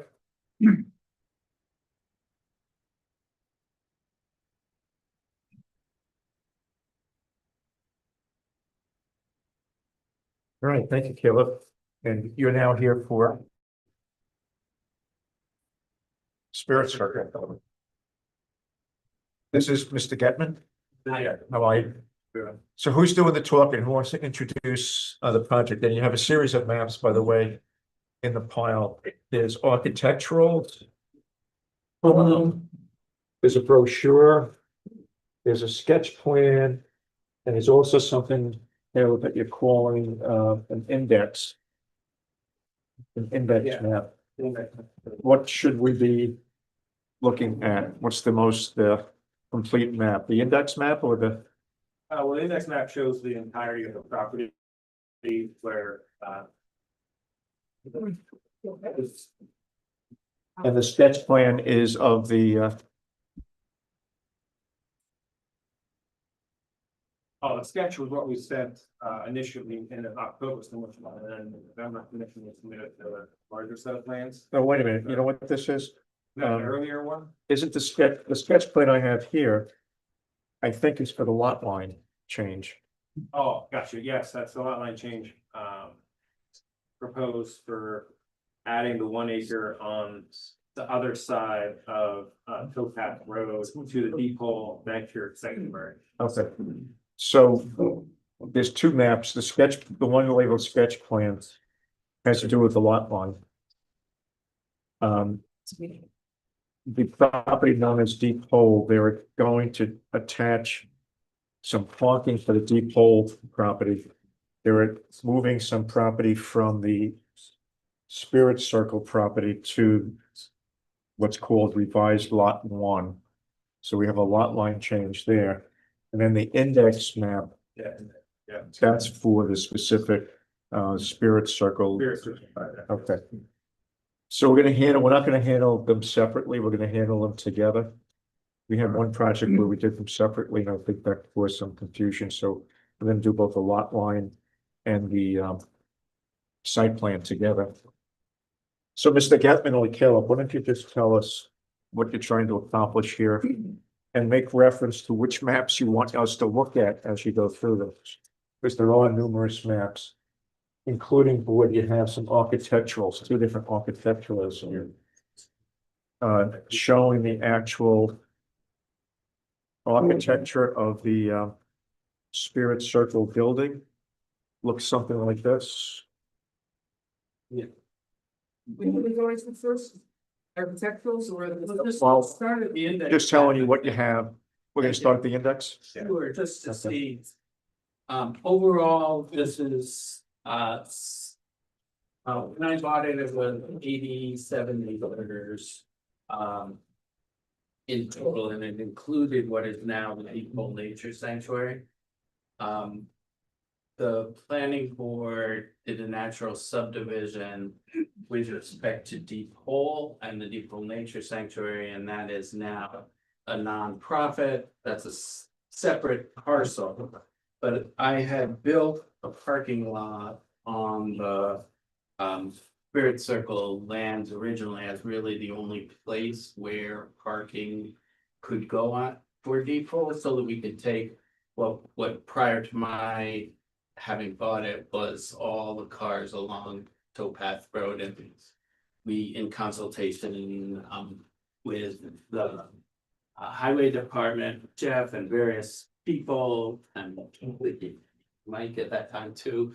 And we were trying to figure out how to bring order there. So we put in the parking lot.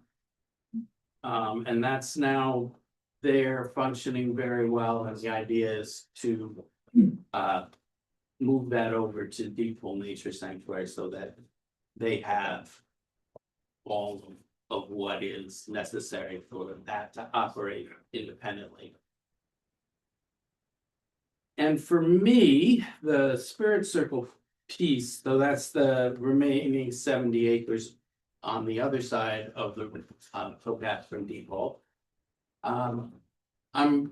I retired and just have been very passionate throughout my life about the potential for dance and ritual and music to really cement community, to bring people together, to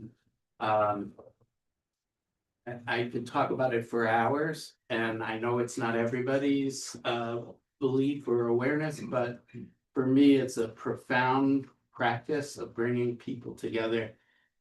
Whatever kind of differences we have, when we can look into each other's eyes, we can dance, we can sing together, we can be together, we can make meaning together. That's how a very deep community can happen. So that's my passion. I've been for the last 3 years going to school in Canada because there was no school of biodanza, which is my particular form. I've worked to bring the head of that school to the US on a special visa. That's been a several-year process. And we have that now, so she can direct a school here in the US.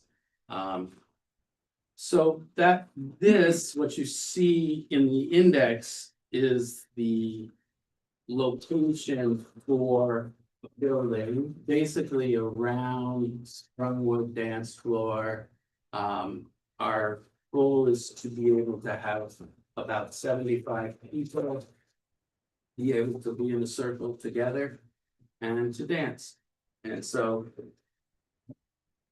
in the, I guess it's yellow on the index map, if everybody has the same coloration, orangish, that's the building.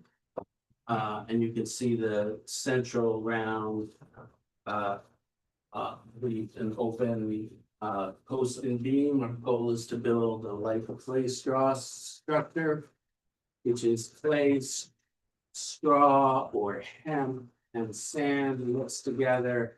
You basically have about 14 inches of adobe cob, whatever, like clay straw. So it's extremely well insulated. It's apparently beyond fire standards because it just will not burn. And then within that structure, a post and beam, 12 posts holding the roof. And so a nice vaulted ceiling, vaulted 14-foot high walls, and then the vaulted ceiling. So my goal is to build an exquisite community center. Close to people who dance. So you also see the parking lot. That are, I remember exactly what cars we thought were needed for a 75-person occupancy. Yeah. I've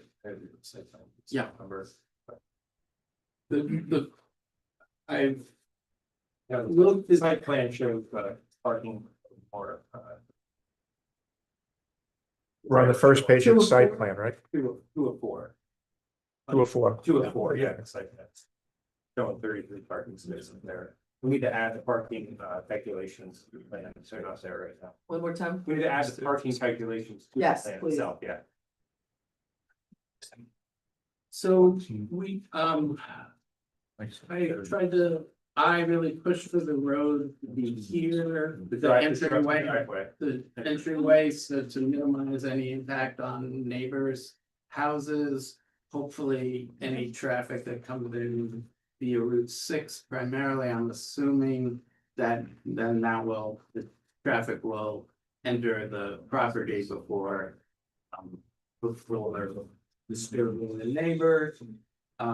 We're entirely buffered by woods on all sides. I'm quite certain that we're not visible.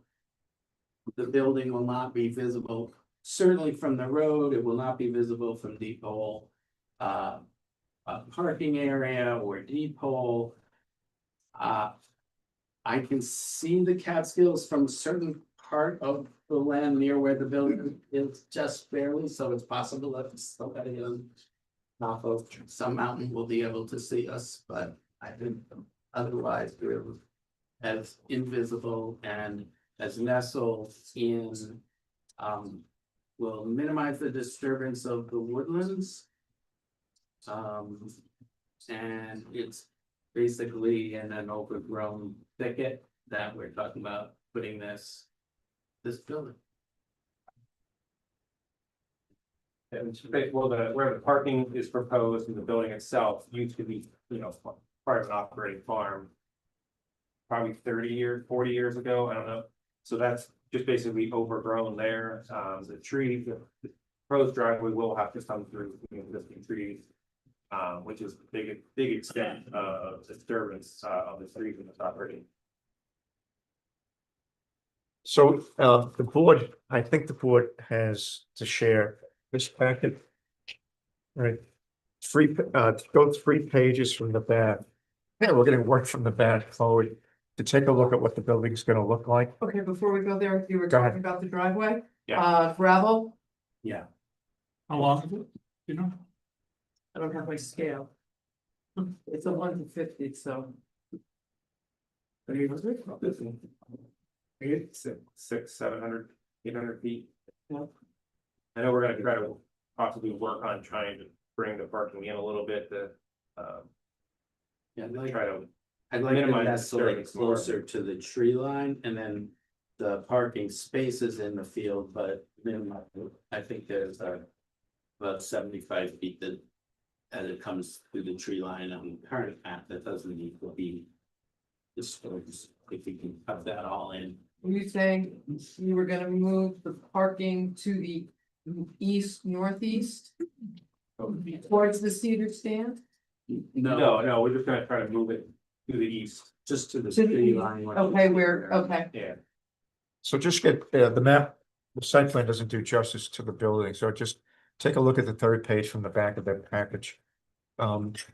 You'll see a flying saucer type of Yeah. arrangement. So It looks like a miniature Guggenheim Museum perhaps. we do have updated plans that we could give you that. I'm not sure you want to see.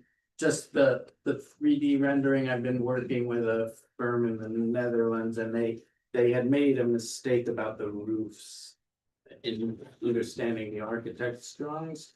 So the 3D rendering, it's a much smaller little roof with a clerestory on top and then a single roof, not 2 roofs as you see it. Okay, well, at some point, we're gonna need to see I can give you. from all sides, east, We east, can give you that now if you'd like. no. What's the square footage? The interior, well, yeah, the interior is around 3,500 total. The round interior, the main is around 1,800 square feet. So if you flip to the next page from the back, the 3rd page from the back, you'll see the interior. 800 for the dance space, the central space is the dance space, there's entryway for clothing, bathrooms. The total 100 is around 35, yeah. So there's a picture, looks like this. Shows you the interior, shows you you said 3,500 square feet of the dance hall With all the other. with all the other, 1,800 for the dance. and then space all the other itself. compass point, north, south, east, west atriums are add up to the 2,800 Around 35. or 3,500. Yeah. What about these dancing, So those. dancing decks? Those are shown as 3 decks, about 1 step down, as sort of a cascade of decks. Okay. That comes down for the lawns. And so that, yeah, so that's, I believe, permitted to be an additional space with handicap accessibility. There's no intention of covering that space, those decks. No, okay. It's like an outdoor dance space. A little bit of an outdoor dance space, yeah. And as has been pointed out, we'll do sound studies and make sure that there's no impact on neighbors, meet all the code. Yeah, we talked about when you came to us the first time, a smaller group of us, talked about a sound study, talked about an archaeological study. Yeah. Talked about that it might need reference or referral to the Historical Society because of the Algerville overlay zone, question mark. So there's quite a number of other things that need to be done. Yeah, we've started on, as far as I know, we've started on all of those studies. Okay, The archaeological has been engaged. We've begun consulting with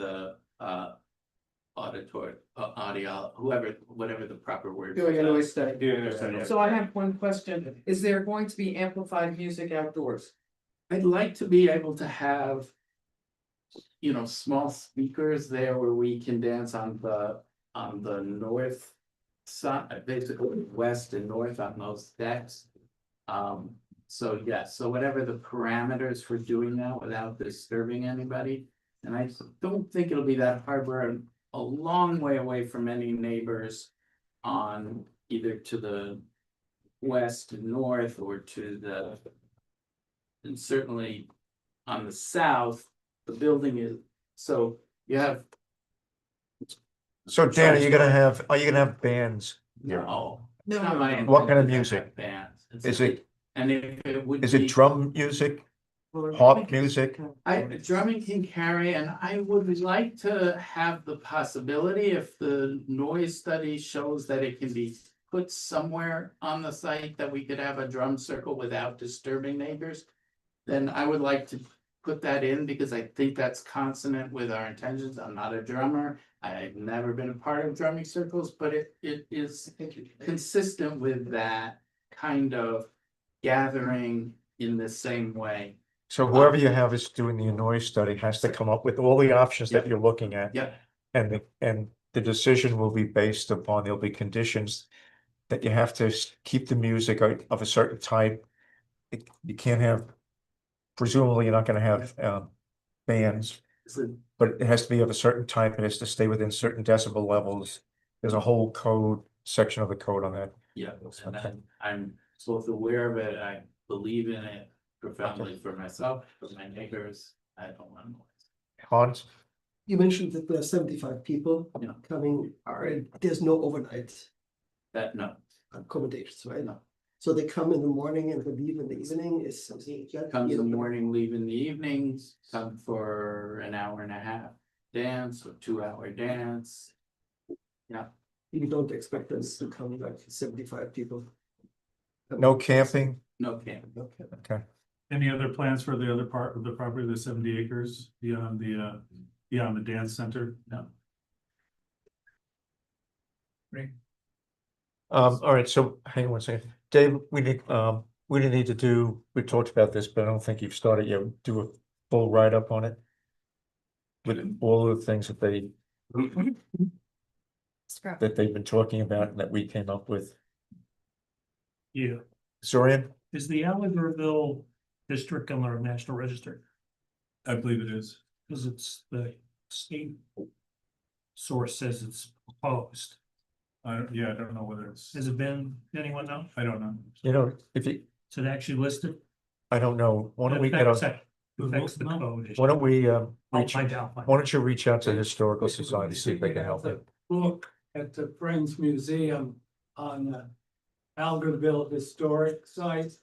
It has a map, it should show the maps and the limits of that, that's what the deed. Has it been added to the national or just the state? It's historic, I mean, it's the National Register, It is on the National Register? yes. Okay, Okay, all right. Zorian, you had a question? Yeah, a couple of. Are we approving an LOI or?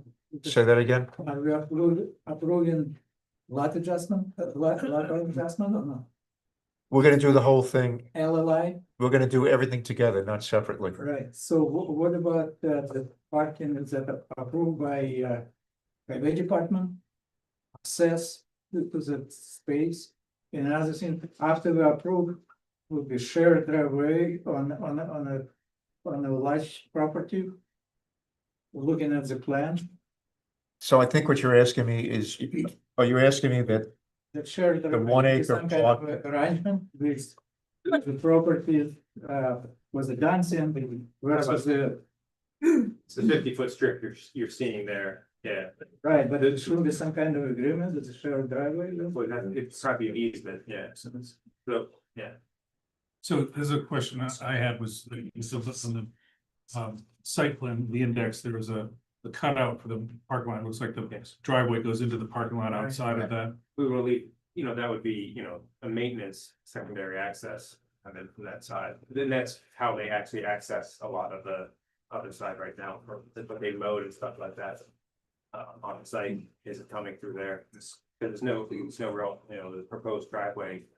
That is there now, but. Easement, essentially, easement, I'm sorry. Yeah, it'd be I an used the easement, wrong word, but wouldn't it be simpler to give it away or? Yeah, but I think to have access to that side of the property as well. I'd like to be able to continue to do that. Ah, okay. You yourself, to that side. Sorry, you have anything else? Site visit? Huh? Oh, a site visit?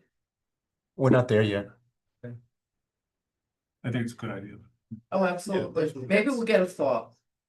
Yeah, not when it's snow. How about we wait until after the holidays?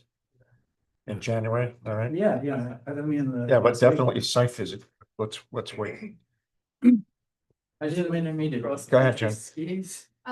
Dave, so you do your review, can you double check the code for the types of outdoor events that were prohibited under the new code? I remember that there was some change that prohibited certain outdoor events or something, but I was skimming through and I was trying to find it while we're here. I can't find it. Commercial. The use was removed from the list of permitted uses.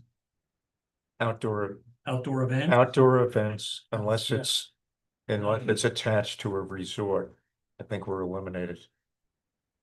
So it's this, no longer a permitted use. so this use would comply the outdoor. I don't know. dance that's what I would. I don't know. Check. Just to confirm. Are you it's permitted? I think- Are you asking if the outdoor dance would comply with the code? Yes. Okay. And I guess you could say that the outdoor dance on the deck is part of the building, so that's not inconsistent with the code, if that's what the code says. Have to read it. But anything else outside of the four walls or outside of the deck, question mark, is that still permitted given the new code? Have to take a look. And I just don't, And I. off the top of my head, I don't know. I was looking for. And commercial events facilities were removed too, but that's not what they're proposing. So wedding venues, birthday party, all that kind of stuff was removed. I think the CEO determination said education. Right, correct. Yeah. Right, well, it's a school. And my last comment would just be, as you're refining parking, driveways, etc. Anything to minimize tree removal, minimize impacts is always welcome. I know foundation. So. Maybe just putting this in there, maybe when we have our site walk, maybe you can lay out where the driveway is, so that we can maybe perhaps keep the mature, trees. This is in the field, we actually, I had them mark the trees. Okay. That, so that, and we cited this to save the trees, there are some dead ash and. Get rid of those. What's that? Get rid of the dead ash. Yeah, but it's, and there's a ring of cedar trees, which you see on the site plan there, that really holds the building in a beautiful way, and all of that stays. Yes. Yeah. I kind of sense that.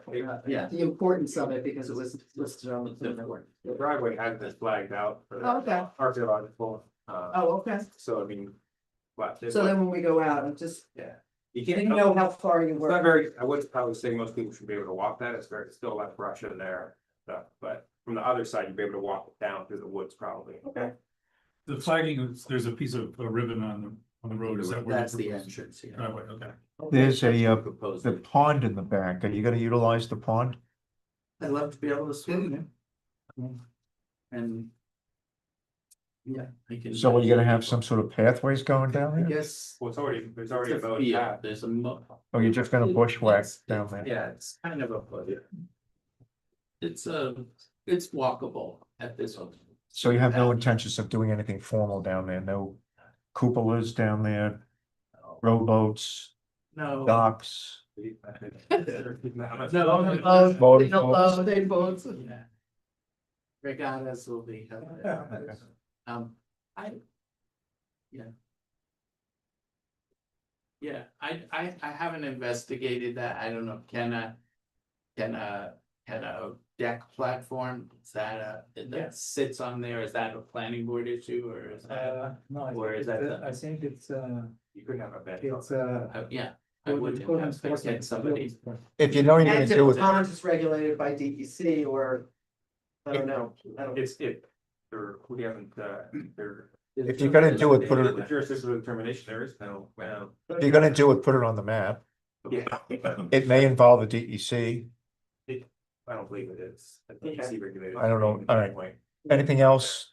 Remember, this is just preliminary. Yeah, Peter? Peter, just a question about the sort of lot line aspect of it, improvement, is the parking lot that's there, was that ever run through the building department and all I that? called Jerry at the time, I called the office and I said, do I need any kind of permit for that? And they said no, so. I checked and that's what I was told. I mean, it was been less than an acre of disturbance.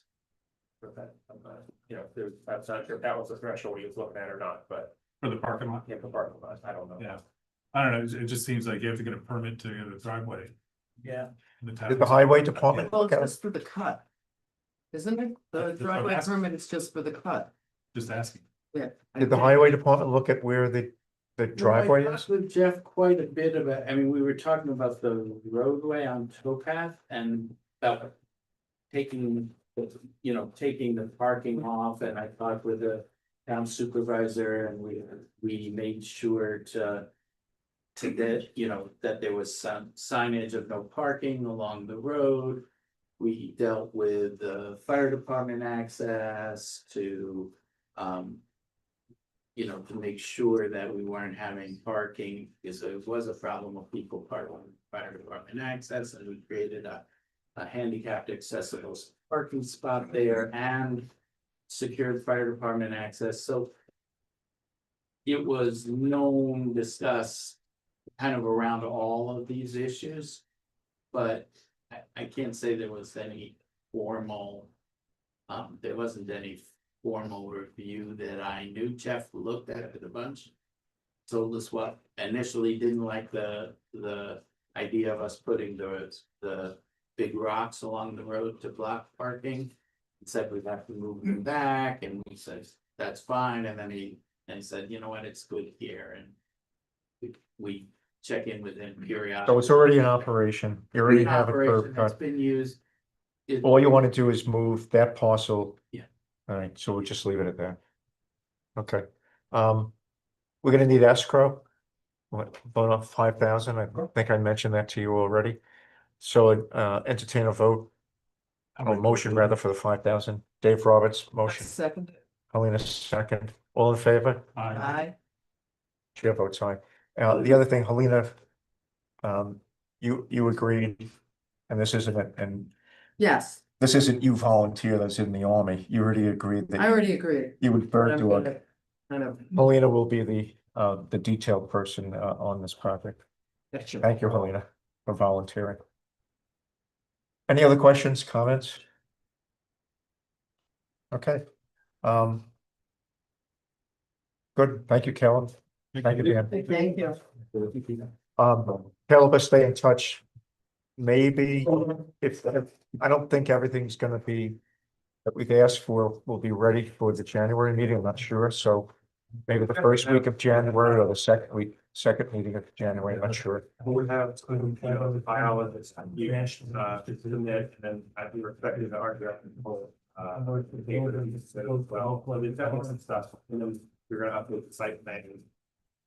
We can have some more, we have the elevation for the building itself. So you have a lot of work to do. We do have a few more things to submit, but obviously there's still work done on the study. We've contacted somebody, they seem interested in it, but we have a school security contract. Yeah. And then don't also.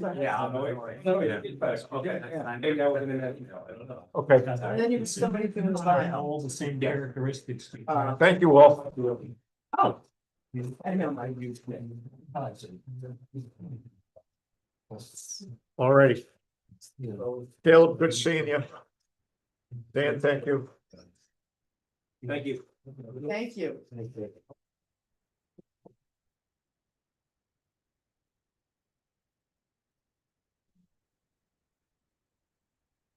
Before we go on to, have Tom to get, into the details of the project.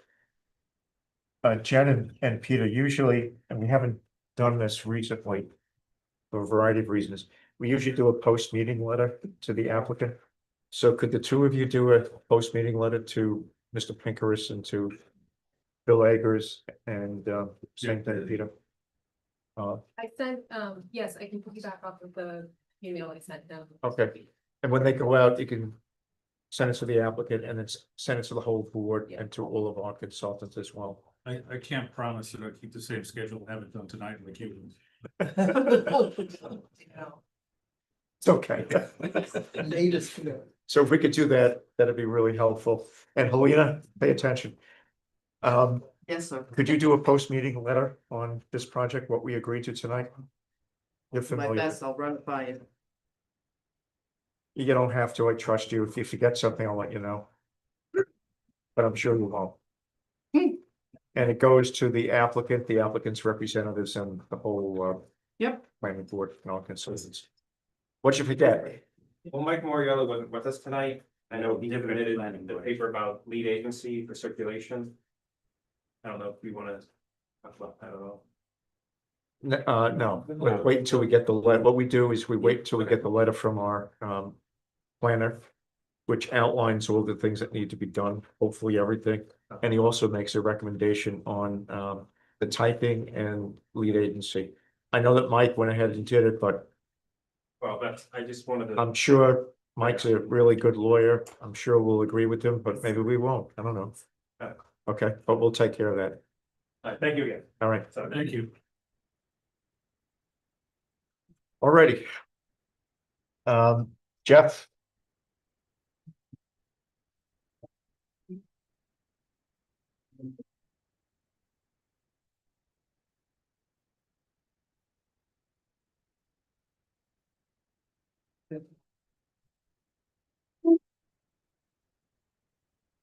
Pretty good, Jeff or Moshe or other gentlemen, any one of the other gentlemen, if any of you want to make any comments to begin, I have lots of comments. We're gonna be here for a while talking. Do you want to make any comments first? Sure, you wouldn't mind, but appreciate that. So, want to make sure that, the board understands, what this project is and what it isn't. First of all, it is of a great religious significance to have a dining room in which all of the campers on site can pray and eat together. It's a very important process. I heard comments about how we're doubling the population. There are no new people coming on site as a result of this. All we're doing is building a state-of-the-art kitchen and a dining area that will house the entire population of the camp. I heard a comparison from Mike to Tops, and the bottom line is this: we've somehow got into this, that this is a 50,000 square foot building to start with, and we're going to discuss with you paring it down, is 25,000 footprint. Most of the space in that building, the second floor, which is the basement, is going to be a non-used space. It's just going to be a basement. It's really just the first floor that all the activities are going to really be taking place on. So to start with, we're really talking about a 25,000 square foot use in a building, not 50, not 56. And as I said to you, I think that we are willing to work with this board as much as possible to reduce it from that. So to compare it to Tops, in which you got a 46,000 square foot, in which all of it is usable space, to one that has a first floor and a basement, really is an unfair comparison. In terms of the lighting, one of our commitments to this board from the beginning was we will make all the lighting dark sky, and it's not now, it will be as a condition of any approval that this board gives. So we are going to take care of Yeah, that. when you say all, do you mean all including existing lighting or just new stuff? No, we're going to go to the existing lighting, because the new lighting is going to be minimal, so it's. Clean Yeah. up the whole facility. Right. The whole facility. So again, I think one of the keys is not only is there no increase in population, but because we will have a state-of-the-art kitchen, water saving devices, there'll be significantly less use of water than there is in the old kitchen that we're using now. So there's going to be no new water and no new septic required. Again, a much more efficient system and equipment will be installed here. Again, I also wanted to mention to you that the use before this was a dude ranch. As a result of that, you had horses, you had a lot more water uses for animals, a lot of adults. People would go horseback riding and take showers during the day, sometimes twice, depending on how much they were on the doing the dude ranch things. So I think that you're going to find again, not only from our past few years in which there's not been an issue with water and sewer, you're going to find even less going forward. So again, I think most of the comments dealt with size of the building, lighting, traffic, which would be no more. Just one last thing, one of the reasons where the building is put where it is because we don't want trucks going through the facility where the children are going to be playing. And the driveways into this new facility are going to be much more efficient so that the trucks that had been backing up to get up to the hill will no longer have to do that. So I believe this is going to be a much better use of the property in terms of the scenic view of this building. Not only are we now going to change the color and make it much more rural friendly, so to speak, but in addition to that, we are going to retain the existing screening and add a significant amount of screening to it to minimize the amount of impact on traffic going by. Yeah. Larry Barton, design. As far as the project changing multiple times, I heard a couple of people that the concept changes. As the board knows, we were trying to, the first design was mostly a non-roll design. It was a city type of design, and we were working on kind of doing the design that is gonna more fit in within the area. The first design, as you probably all saw, was a lot of vertical. It had a continuous wall without any breaks. So we were working on, first of all, breaking up the building, doing a little bit of ins and outs, doing, instead of the flat roof, we did a sloped roof, a slanted roof, which is more common this area and gives it not a city type build look. Additionally, we changed it so it kind of looks like two separate buildings with the glass in the middle. We did all those decorative elements in order to bring in more rural design. Most important, we changed the colors for earth tone type of color rather than those stucco brick or city type of building.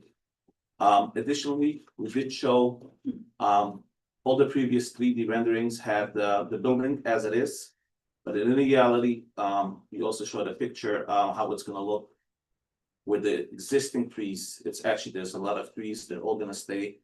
We're not going to move any of those trees. So there's actually gonna be screened dramatically as you drive by from the street. And as you always said, we're ready to put additional screening and screening that is the main store in the winter. Or any kind of trees in order to even screen it even more. That's basically from an architecture perspective. How we changing it, trying to fit in more in the area. Again, as I said that this is, we're not adding any additional sleeping rooms. Occupants are basic sleeping rooms. This is just a building. Now they're eating in 3 separate facilities, smaller facilities, cramped.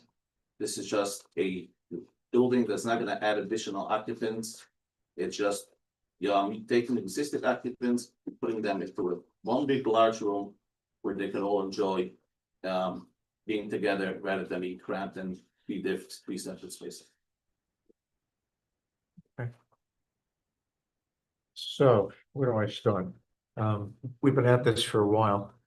And I know that one of the meetings that we had sometime in the last month and a half, we were looking at the new diagrams. You have new diagrams in front of you, as long as new pages to the site plan. We had, somebody had made the comment or asked the question, how long the building, the new building that you're proposing was. And I think Mr. Hartman, you told us it was 220 feet. And somebody else at that meeting said, well, that's too long. And I think it was Heshy who asked, Mr. Heshy, he said, well, how long do you want it? And I remember saying 110 feet. We want half the size of what you have right now. Somewhat tongue in cheek, but somewhat, we've been asking for a smaller footprint building.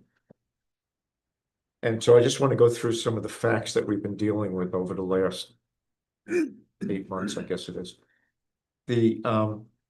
So we have asked for a much smaller building. This one still comes at one point in time. We had also talked about having a building and getting rid of the offices on the 2nd floor. That's what created the building that had the ziggurat type of look to it.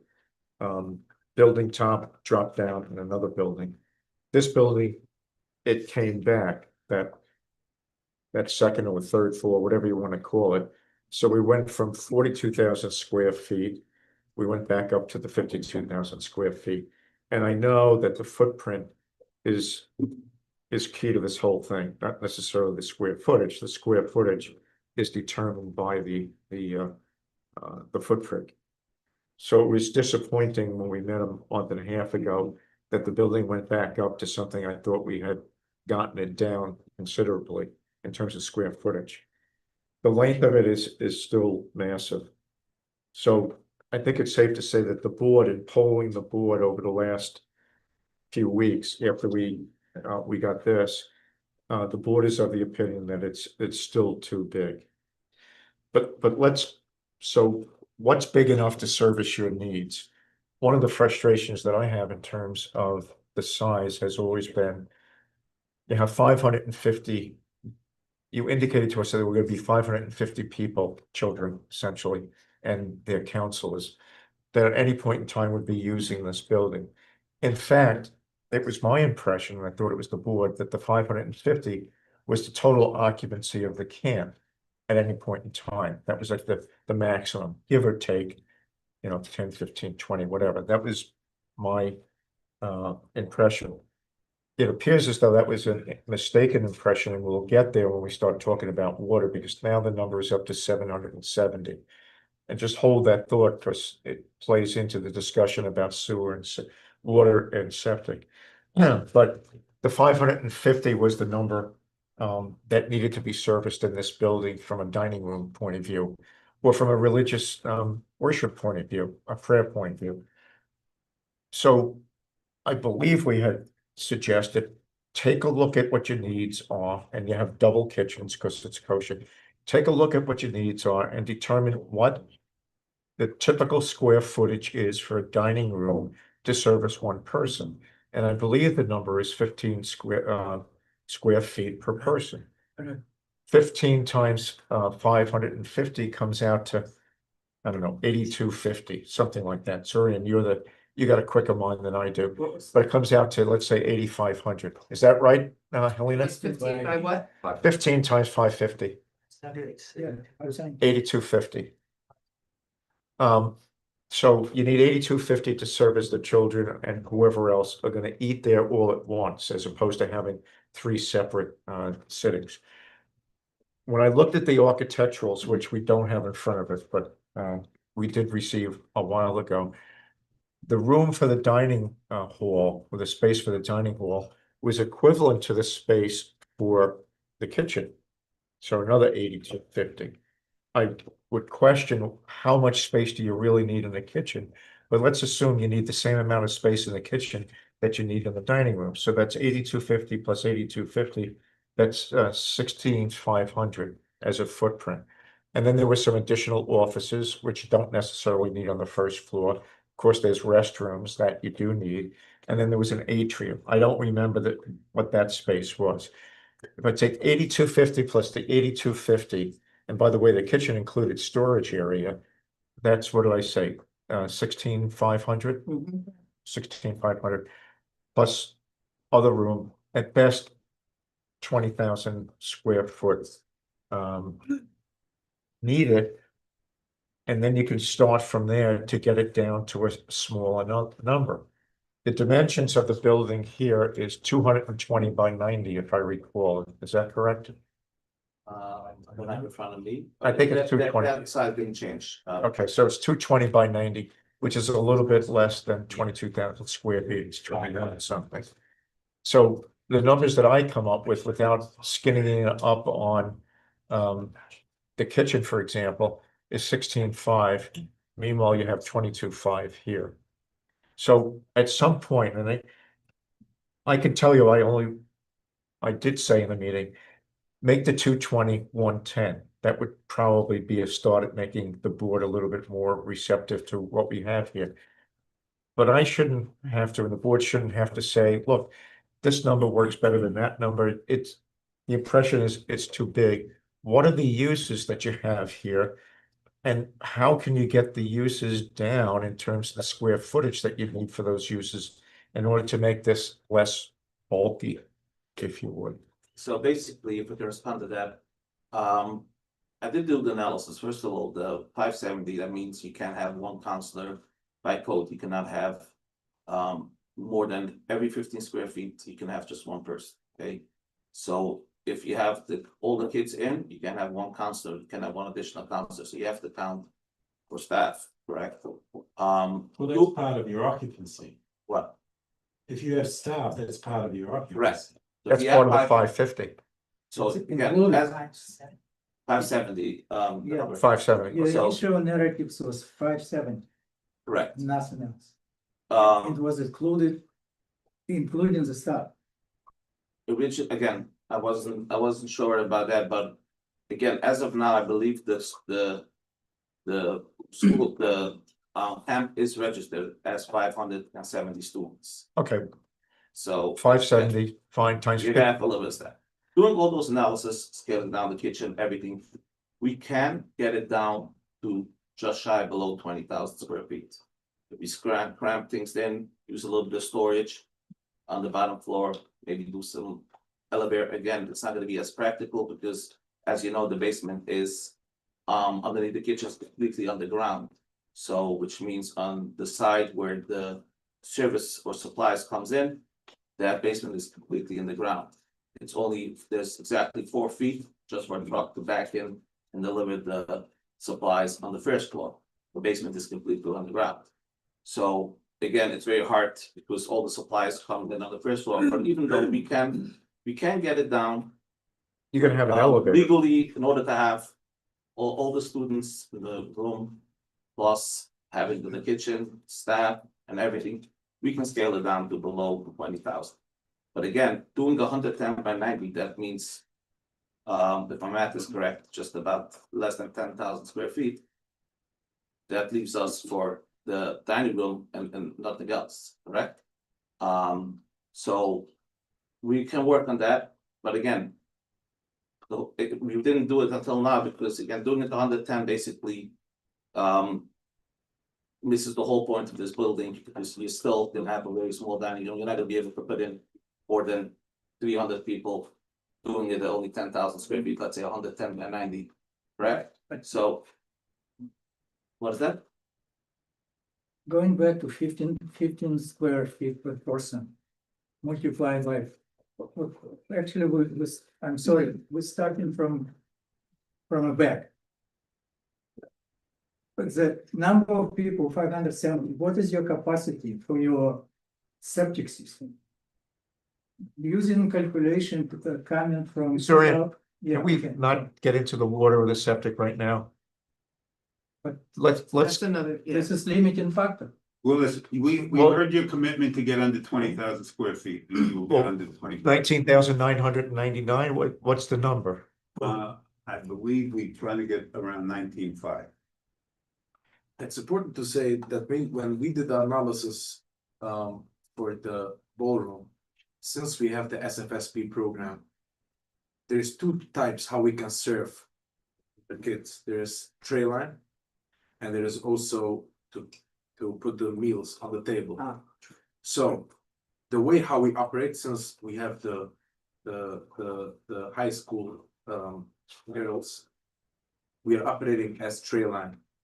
That tray line to serve 570 girls per kid takes up a huge amount of the place of the ballroom. There is no other way how we can serve instead of a tray line. So this is also amount of square footage what we count in the 10,000 square feet of our ballroom. You're right with the 15 per square feet, but common area, and also there's also the exits where to leave. We have a few exits by code, and it cannot be blocked with tables. So we took everything in mind when we did the analysis, and the number is that what we need. And we are not building every single day. We want to have a ballroom that fits our, we don't want to come back a year from now, hey, we miscalculate, we must expand a little bit. No, we need something that fits for our facility, and that's it. That's the question. So, yeah. How long does it take to serve 550 or 570? Approximately 20 minutes. By law, by the SFSP program, it must be under 20 minutes. So all 570 people can receive their food in 20 It minutes? must be that way, yes. But they're coming for inspections, it must be under 20 minutes. If not, you fail. That's Board of Health.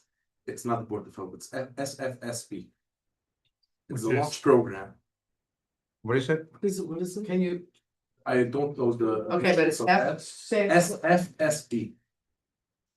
But isn't industry standard for 15 square feet accounts for space around the tables as well? What is the Yeah. question? Yes. 15 square feet per person does account for additional extra space. It's not, you're just sitting here 15 square feet. It's including passages, it's the shoot hallway, it's an average number. Yeah, It's not average true. number. So basically, if I can explain that, the building code specifies the maximum, let's say this room is about is 450 square feet. The maximum you could put in is 30, not the minimum, okay? Which means you can't put in one person more. But typically, a room is gonna be designed for the function that it is. So for example, like he explained, if you have to have more space, you'll use 20 square feet per person, correct? But 15 is the maximum for fire safety, and for any other is that 15 is another minimum, which means so it counts, yes, for the space There are and the numbers surrounding showing, I'm areas. sorry, I'm interrupting. There are numbers showing 12. There are numbers showing a little bit bigger, but it depends on what kind of dining facility you have. In 15 square feet is kind of average fast serving dining facility. And the kitchen, the standard showing like from 25 to 40% extra. Granting you need kosher kitchen, so let's say like 50% extra. So it doesn't have to be 100% extra for the kitchen, even kosher kitchen and regular kitchen. So those numbers really exaggerated. But again, we need to go back and see capacity of your septic system. Does it, looking at this calculation in ranch before, it's about 450 people could be there, based on this calculation. Approved by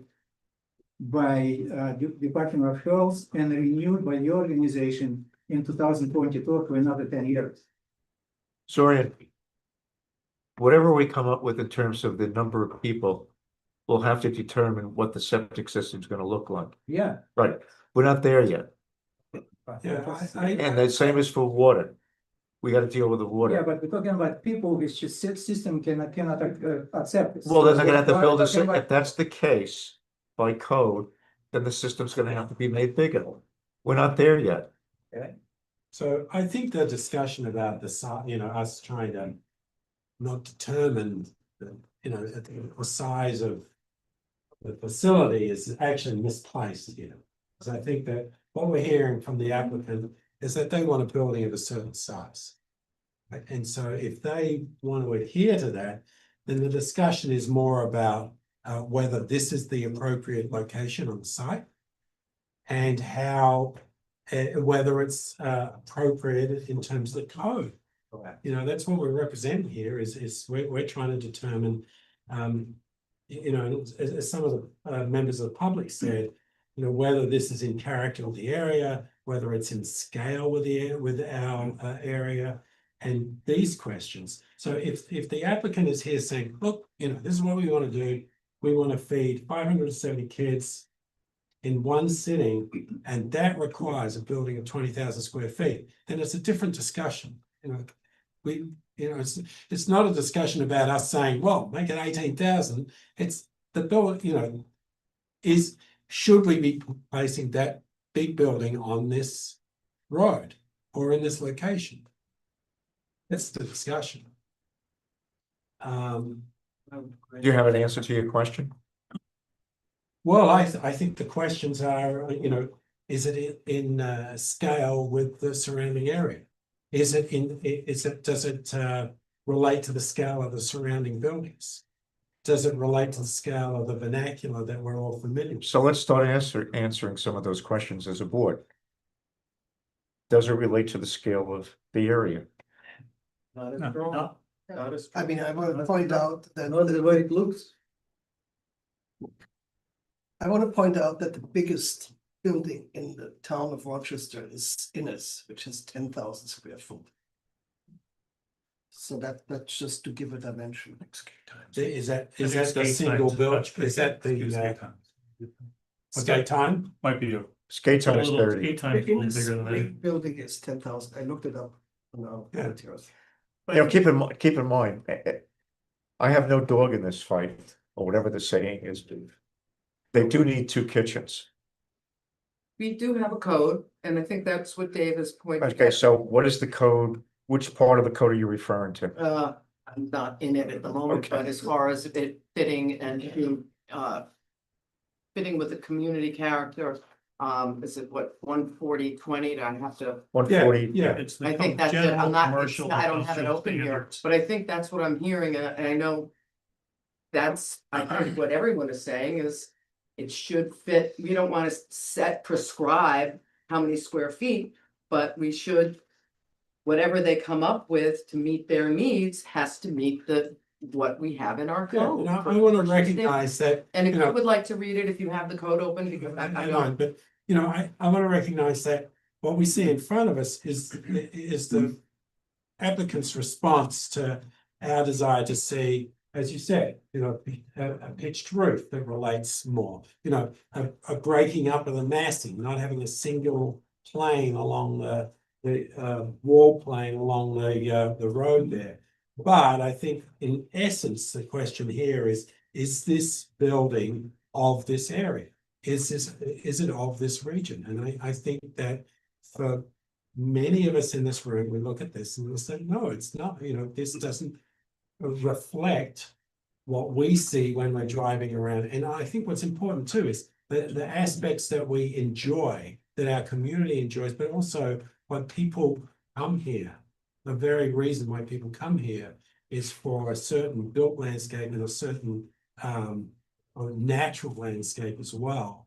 And, you know, as it stands, this building doesn't, you know, look like, you know, the barns, the farms, you know, we've had a discussion about massing and forms, that we are very used to.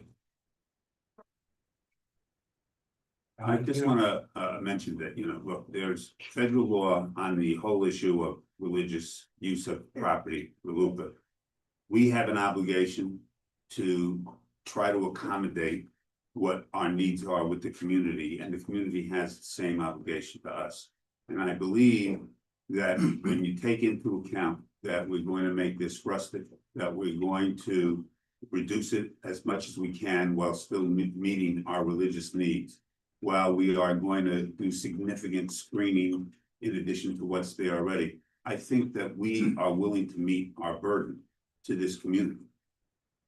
In terms of, you know, it seems like the way you're describing it, it's a building you're driving by and you're gonna look right at it. That's one of the reasons why we're gonna have significant screening.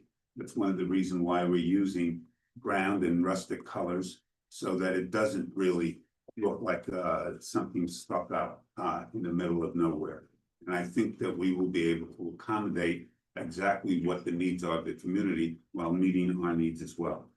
Okay, I found this section that he asked me to reference, and it's 140-20C, building design and location. Building design and location shall be suitable for the use intended and compatible with natural and manufactured surroundings. Examples of preferred commercial and industrial building designs are detailed in the Town of Rochester Historic Resource Report and Reconnaissance Survey, Town of Rochester Comp Plan, and Ulster County Community Design Manual. Number 2 says, building color, materials, and design should be adapted to surroundings as opposed to adaptation of the site to the building or the building to a national franchise concept. The planning board may request alternatives to building color, materials, and design, including changes which may be contrary to a national franchise aesthetic. If existing surrounding buildings are disused, poorly maintained, or abandoned, building design shall reflect the design standards as detailed herewith or within the comprehensive plan, and not reflect the surrounding structures. That's if they're disused. So all, you know, and I'm just reading into what Dave Roberts was saying, is that we can't tell you what size you need for your business, for your dining hall, but whatever you provide us, it has to meet what the standards we have There's here in our. nothing you just said that we don't disagree with. Yeah, That's why but I'm just, you know, I just wanted, he had asked me Right. to cite that, and I Absolutely. did not have it open on my computer. We so- hear that, we're sensitive to it, and that's one of the reasons why we've changed the color, we've changed the lines of the building. And we've put in significantly more screening, all of which to meet those requirements. I think, I just want to jump in. So I think part of the analysis that I would expect as a designer would be to say, this is a really large building, and we've also looked at other parts of the site, or we have other strategies within, you know, like we've been dancing around placing this building between the existing facility and the road. But what else is being explored here? What other strategies have been explored in order to minimize the impact on the immediate community or the immediate neighborhood? Especially knowing that, you know, we have historic farms and agricultural areas immediately adjacent. So what are the other things that have been looked at in order to minimize the impact? That's what we're talking about. Impact, visual impact on the surrounding area. And just to give you, just to expand to that, the reason why the building is where it's placed is basically the dining hall requires a lot of service, supplies will coming in. Placing that inside is basically means every truck, every delivery has to drive in deep into the site, which is going to affect. There's a lot of kids playing. There's a lot of kids playing around it. It's a summer camp. Having all those trucks and deliveries and waste going out of it is basically a danger for the kids. So that is the initial thought why this makes sense to place the building where it is. Again, Jeff said, that there's, the trucks is gonna be designed properly, so it doesn't park on the road the way it is, right now. The left side of the building is designed for supplies coming in and out. The right side is designed for the kids or for the occupants who's gonna use it. That is the reason why it's placed where it is. We just didn't decide to just put it there and not explore other areas where to put it. But from a practical reason for this kind of facility where there's a lot of small children, you can't control every child where to come, where to go. You corner off that space where all deliveries come in and out. And that makes the most sense. And that is typically how any resort, they would have the facilities which requires a lot of deliveries, they would place closer to the road than the sleeping facilities and playing fields and all of that. Mr. Hartman, when we talked months ago, I don't think you were here, but we had gotten portion of that top floor knocked off.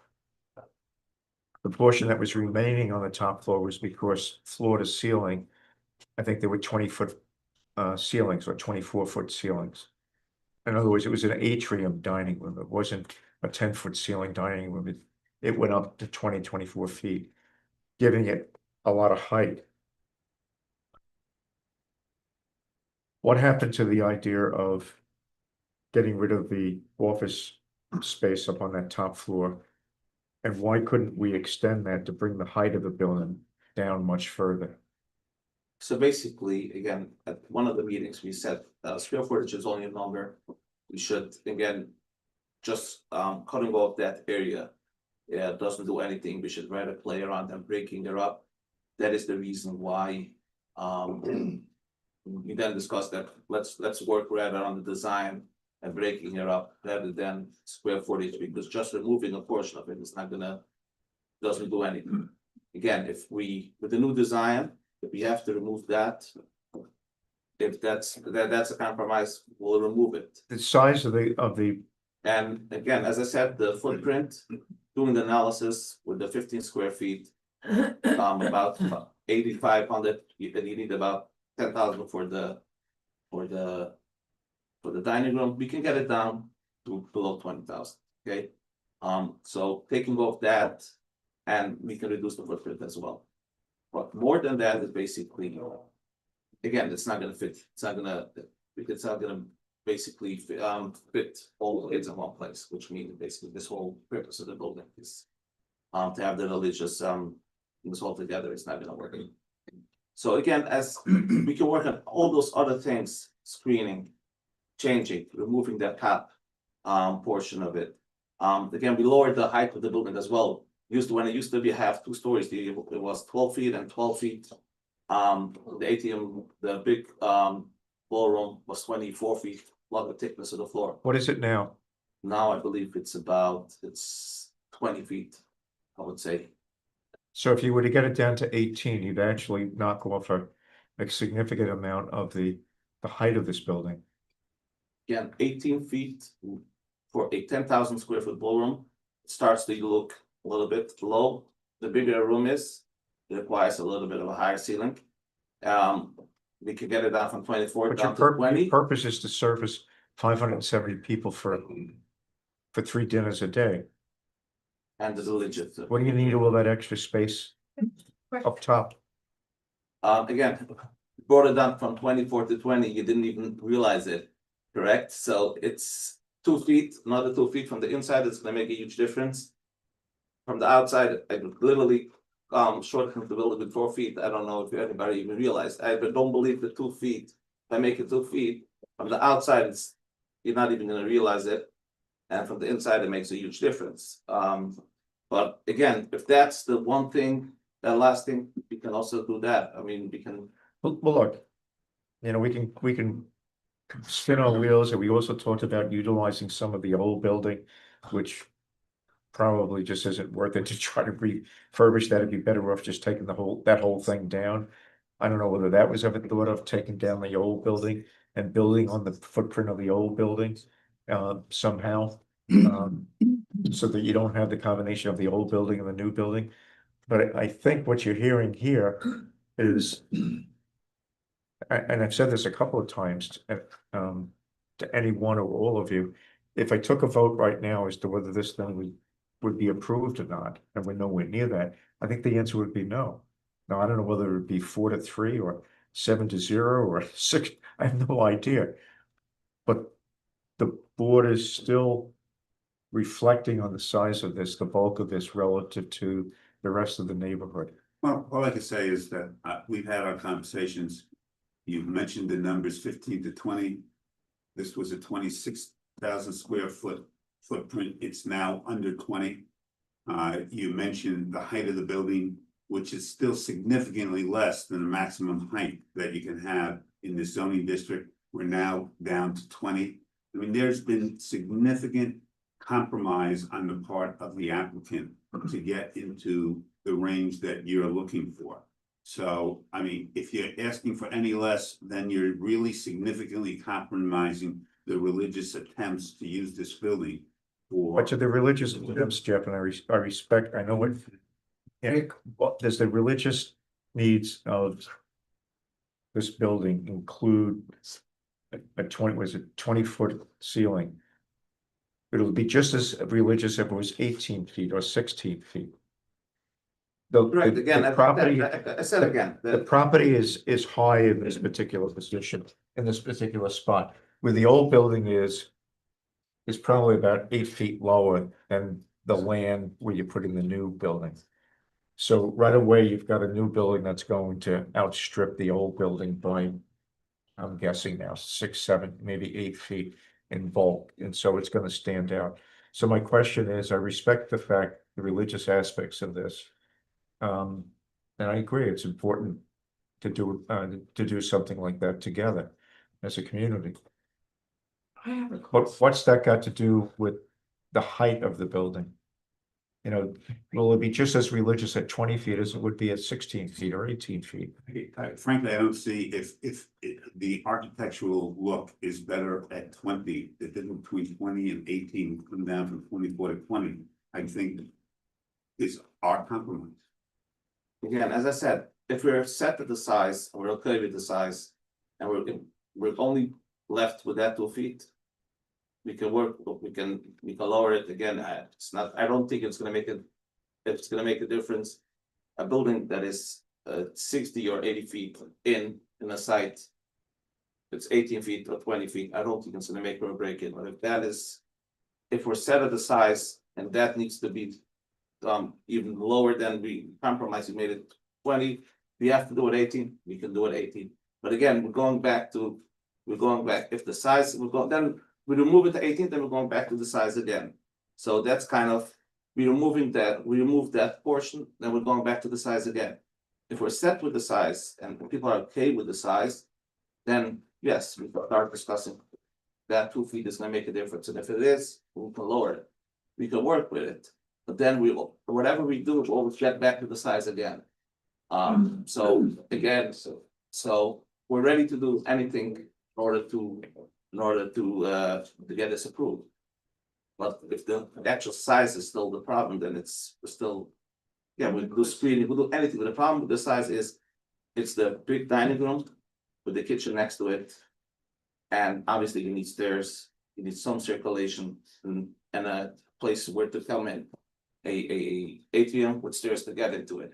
And that is basically what we need, the 20,000 square feet. We could remove the offices, we could remove anything that's that kind of what that we can remove. So we can get it down to 20,000. But once if we're set with that, we can work on those little things, another 2 feet, moving the top section. We can work with that, but we always get back to the size. Can I just ask you, you were talking about, let's talk long term, right? And sometimes decisions this is an easy way to put your, put the dining hall in the middle. I'm looking at the aerial and it seems to me that most of the property for the kids is deep into the property where the pool is, the courts are. You have a pond over here. There's already a road.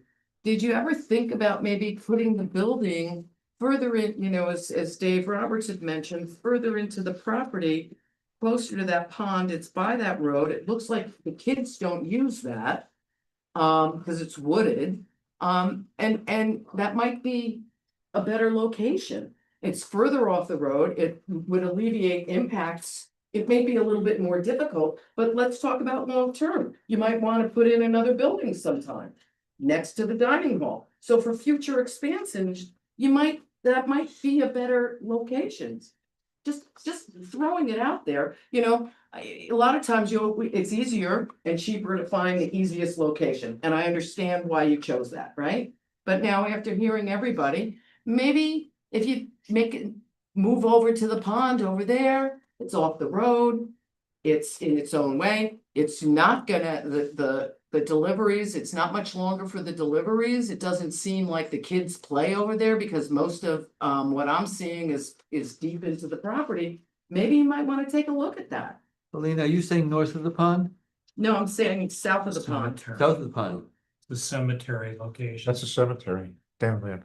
The Historic Preservation Committee has directly requested that you offer the historic cemetery. Okay. I thought you were referring to north of the. It didn't come up on the Ulster County parcel viewer, so to me, I was thinking that's a good little, a good little place, it's a little deeper into the Cemetery over property. there. Okay, usually Ulster County parcel viewer has it marked. so- I thought you were referring to north of the pond. But I'm north- just trying to. Northeast of the Also pond. to think about your long term, because this is the easiest, I get it, but then you're gonna be blocked in there. So maybe think about your long term needs, because you're gonna be here for a while. I believe they did explore we would know that, we did explore multiple options. It's obviously not the first choice to put the buildings right in the front. Again, there is some environmental, there's no trees over there, we're not gonna remove trees versus moving the whole wooded area, things like that. Well, that's a I don't think- cemetery, but- I don't, yeah, that's a cemetery or any other place. That I didn't know. But I did believe we did explore, she was on this, Moses, did explore multiple options. Okay. And I believe that was the only option. Okay, go ahead, Jen. So I want to clarify that we're talking about two different things. There's the footprint of the building, right? And that affects how it's viewed from the road. There's also the square footage of the site, which is what you need to serve students. Have you considered, like, we're talking a lot here about the view shed, about impacts from the road, about the community character. What would prevent you from using, let's say, a ramp and there was that huge basement space, it was sort of recreation or unused area, it wasn't really clear what that was gonna be used for. What would preclude you from minimizing the square footage of the footprint by using, let's say, a ramp to serve the students on the first floor? I'm not gonna tell you how to do it, but like serve the students on the first floor and then they could walk down to the basement to eat. And that would reduce the overall square footage footprint, but you would still have the square footage interior to serve your students. The footprint is determined basically because you have to have the kitchen and you're serving so many students, you have to have the kitchen and the dining room on the same floor. And that's basically uses up 17,000 square feet of And the. what would prevent you from using, let's say, just for the students to eat on the basement floor? Bringing the food up, down every time, and No. again, You would receive, you said you're using a line, yeah. you grab your food, you walk down the ramp, you sit tables That's downstairs. 500 students walking up around to get the food and walking down. I don't think, I mean, especially what Alice said, there's the 20-minute I did max. on that, and that's almost 30 people per minute.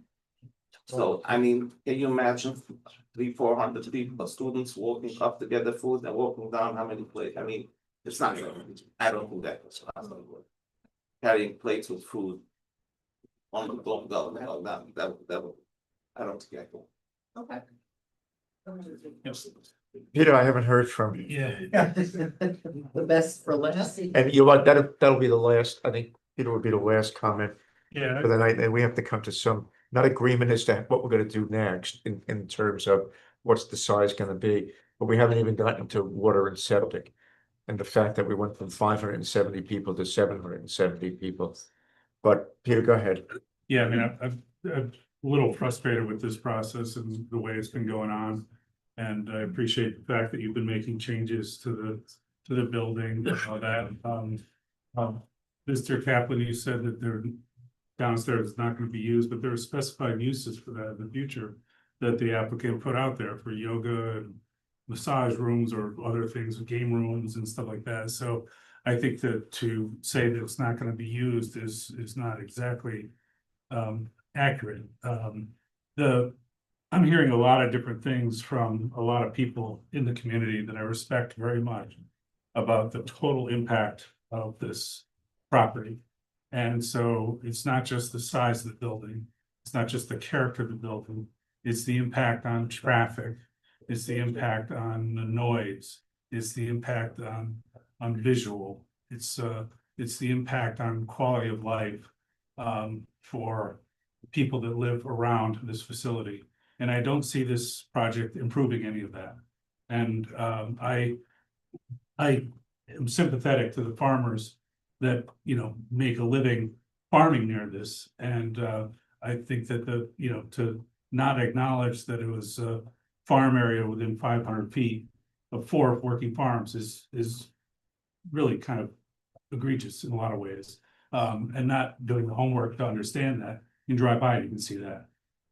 So there are a lot of things that are bothering me about this, and I share the frustration with some of the members of the public about the shifting parameters of it.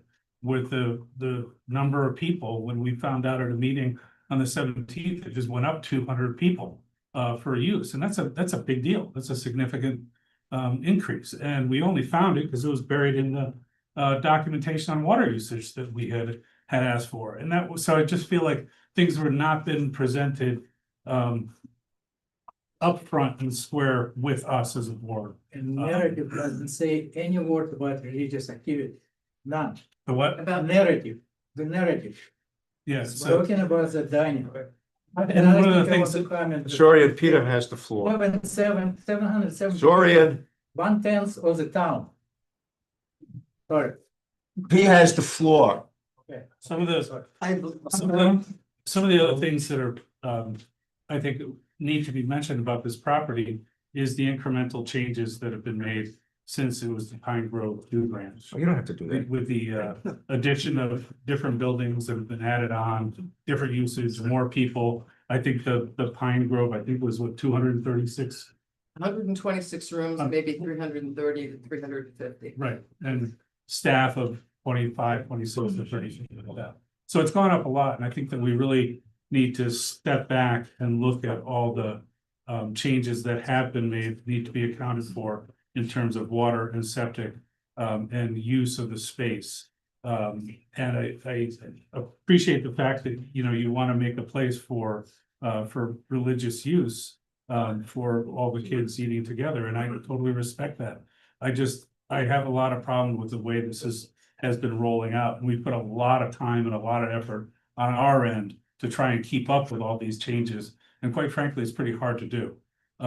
It's really very frustrating to me to be reading through a document and just notice that there's an extra 200 people that were unaccounted for that should be accounted for in terms of occupancy. And so I think that we really need to step back and look at all these changes, look at where the number of people that are allowed, the number of people that are permitted, I should say, according to water and septic. And I don't see any way around not doing a hydrogeological study for this. And I also think we ought to consider a traffic study for this, because the impact of the videos and images that I saw, the traffic there is really disturbing to how much impact this has on the people in this neighborhood that live up and down that road and go by this and have to be delayed I saw a video of numerous motor coaches going by in the middle of the day from somebody's porch, and it's just they're turning around in driveways, never mind a helicopter, which is a whole other thing. But so I'm exhibiting my frustration with this. There's a couple things about that. Yeah. You know, when you take a camp a child's camp versus a resort hotel. Clearly, there's a significant reduction in traffic than what was there for years, because you had people coming in and out of that hotel all day, new guests checking in, checking out. You don't have that. I mean, basically, you have a camp in which they come in the beginning of the season and they leave at the end. It's really 2 days of traffic to speak of, which is far less than was there before. In terms of noise, again, just looking at, we're putting a building in, a brand new building. There shouldn't be, in fact, I think there would be less noise there as a result of a new structure meeting the new codes than there are in the older buildings in which the kids have been eating at in now. So a couple of those things, I just question, I mean, why for a building in which you're not increasing the population, are we talking about traffic studies? But you are increasing the population. No, 770 people. they is are nowhere there near- now. Yeah. They've been there for 4 years. There's no new people coming in. It's So just why was that never mentioned in the early narrative? The number that we were dealing with was initially was 550 or 570. Then when we met and we got the report from Sterling Engineering, when they were talking about water and septic, the number went up from 550 or 570 up to 770. That we are approved for that. We never knew about 770. Yes, because we have only 550 campers. We don't have any more. We specifically asked, the number that we were given was, let's say, 570. We specifically asked if there would be more than 570 people on site, and we were told over and over and over again that that number would not change. And to sit down and begin review on this and find that that number had in fact changed was very frustrating on many levels. And, you know, we all come here, I think, in good faith, and we've worked with you over the past few months. And to hear some of the things from the public, it's, I guess the position that I'm in is, we want to take you at your word. We want to believe what you're telling us, but then we're hearing the opposite from the public. And it's hard to know how to make a determination when we're told one thing, but it's actually something else. And I often don't know what to do with some of the documents because I don't know if it might change in the future. Jeff, you said that it's not always been 770. What we've been told from the get-go up until the 18th of November. Yes, 18th of November, when we had that meeting. When we got the report from Sterling Engineering, we saw the number 770. I never heard, anybody hear 770? Never. Oh, look, all I can tell you is since I've been in, I was told there are between 550 and 570 campers. 570 is fine. Right. 770 is 200 away from. But as I said, I always heard the word campers. I did not hear staff. I don't know if there was a change, you know, where the dialogue was, but Whatever the case may be, you got to feed them, right? When are you feeding the other 200 people? You're feeding 570 breakfast, lunch, and dinner. When and where are you feeding the other 200? Yeah. Why wouldn't we know that? So, I think Herschel was not able to come today. He's operating in Camp Burma. All right. He said. You know what? I don't want to make this adversarial, right? You are members of the community. You've been members of the community for 2.5, almost 3 years, I guess, since you bought the property. As compared to some other folks that we've dealt with, I enjoy dealing with you. But when the number goes from 570 to 770, you know, I got to check my hearing aids and make sure I have them on. I know what I hear. I know what I see.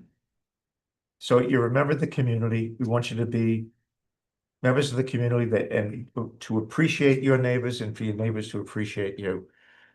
At this point, we've got not so many, we have a few different stories about numbers that I think the best thing to do, and it's getting late and we still have to talk to Verizon, is to step away from this, meet again, either in a special meeting or in a meeting or in January 12th, leave it to that, see if we can resolve some of these things between now and then, both in terms of the size and in terms of the numbers. We haven't even though I know my good friend Zorian, my my colleague Zorian wants to get into the sewer and the septic and the water and everything else.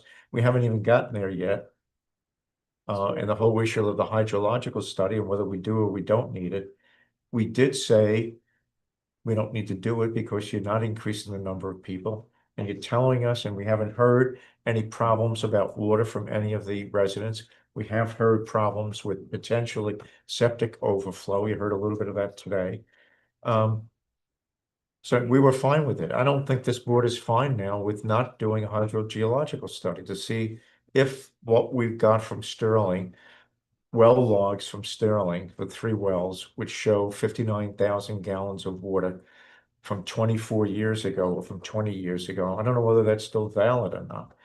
So again, we've got lots of different numbers. So I think we need to step away from it tonight. We're not getting anywhere. I just want to mention one again. Go ahead. From the day I got in here, and I'm going to repeat it again, there is no increase in the population, whether there was a misunderstanding or a miscomment that there were 570 people versus 570 campers. They are not increasing, not one new bed, one new bedroom from what's been there for the last. So what's the number of people, maximum number, what's the number? I will have Hershey next for the meeting. And he did the numbers, he did what's the deal, I'm just the owner's representative on the site. For the DOH permit and the numbers, and he also dealt with the Sterling. We'll have him at the next meeting and clarify the whole water and capacity. Make sense? So, you can't tell me what the number of people being serviced at the camp is at this point. Correct. You're not comfortable doing it. Okay, that's fair enough. Jeff, do you have a proposal as to next steps? Sounds like we got a lot of talking to do between now and Jen. We will powwow whether it pays to have another special meeting versus just coming back with those numbers, but we will have some submittals to you, including again what the population and what it's been, and that will be the same. Look, this board has shown its desire to meet with you to get things resolved. We'll do another special meeting, but it'll have to be a public meeting, right? It should be a public meeting where we only talk about this project. I'd like to see. But we're in the holiday season, so we're gonna have to come up with something real soon. They need to see a comprehensive lighting plan too. I'm sorry, Dave. A comprehensive lighting plan. Do we have that? Greg, do we have that? See, the problem that I have with all those, it's been confusing a lot about clarifying things. So for example, and I know you mentioned that there is clearly a use for the basement. So for example, at the 2 meetings before, you asked us give us scenarios, that you can possibly put in the basement, okay? So we provided, correct? That was back in scenarios. That was back in May. May, correct. So then I hear, oh, look, you're planning to do that. So a lot of things we respond to, but then it gets, then all of a sudden it's confusing, correct? Because, so for example, the lighting plan, again, you can provide it, not a problem. But now, if we're not set for the size, and all of a sudden we do a lighting based on this size, and then it's reduced, then the lighting plan is invalid, correct? So again, It's much like the SWIP. We asked you for a SWIP. and then I update the understand. SWIP. Now if we reduce the building down to below 20, you have to redo the SWIP again, correct? So again, we can commit that we're gonna have a lighting plan that is gonna be dark sky. We can commit to it once we're okay with the size. Obviously, we're not gonna get approvals until we submit those plans, correct? But if we submit it, if we design it based on it, and then it gets changed because the board wants it to be changed, then you can't hold us accountable that you keep on changing, correct? Well, this is the problem, is that, I have to say that profession I'm used to, with the first meeting or the application, you have everything. And part of the problem here is that we get a little bit of information, and then everything's moving because we don't have a full application right from the start. All right. I agree with you. And that is one of the most challenging parts of this application. I've been involved Okay, in applications I agree. where I hear what you're saying, you see Dave. everything at the beginning. a comprehensive answer to a designed problem. Dave, I hear what you're saying. I think we're all frustrated. I think the applicant's frustrated. I'll take responsibility for the hemming and the hawing. We thought we had some agreements here and there, and it didn't work. It didn't work at the size that you came back to us with. So, it has been frustrating, however, to get a clear understanding of the numbers. I mean, just 570 and 770. You're even confused. And Rick, Hang on, let me just. So I think the best thing to do is to step away from this. You guys talk. I'd like to hear from you sometime this week. When can we meet again in a special meeting with the public here? No public comments, right? But we can work on it. We're at your disposal if you have suggestions, but I understand your frustration. Mike Calise did a SWIP. We spent weeks convincing him he needed to do a SWIP, and then it turns out, well, we still don't have the right size of the building. Might not, we might even be redo it, you might still not have it because we're gonna reduce it again. So, Again, I believe we have to kind of get the main parameters done again, but I still don't have the route as far as footage we're going, because again, once everything is set, people kind of then update everything accordingly. But let's say we reduced it, we made it smaller, then update everything according, and then do everything again, we talk about. yeah, I know, it's a waste of time and also a waste of money. Yeah. So again, that's why I need kind of guidance as far as size, which we still did not get from this. Well, you've heard a lot of comments Yeah, tonight. But again, we still have. So let's deal with this size issue, this bulk issue, whatever. Let's deal with that first, and we can go from there. Zorian, I shut you down a couple of times. Yeah, But I know you have a lot to I've say. been, but sometimes, okay. Very happen to me. You got about, May I add something? yeah, but let's make it quick because we still got an hour to Yeah. go with Verizon. Again, we're still discussing by the personal opinion. If this building gonna fit heights of this building, it's gonna be great improvement. It's not gonna start on a hill. It's one comment. Second comment, this is way exaggerated. In reality, only half of them there. So speaking about shielding, only half of those trees in reality. I have a picture here from the street. Another about the water and septic. You would expedite the process if you produce for us your capacity, the septic system.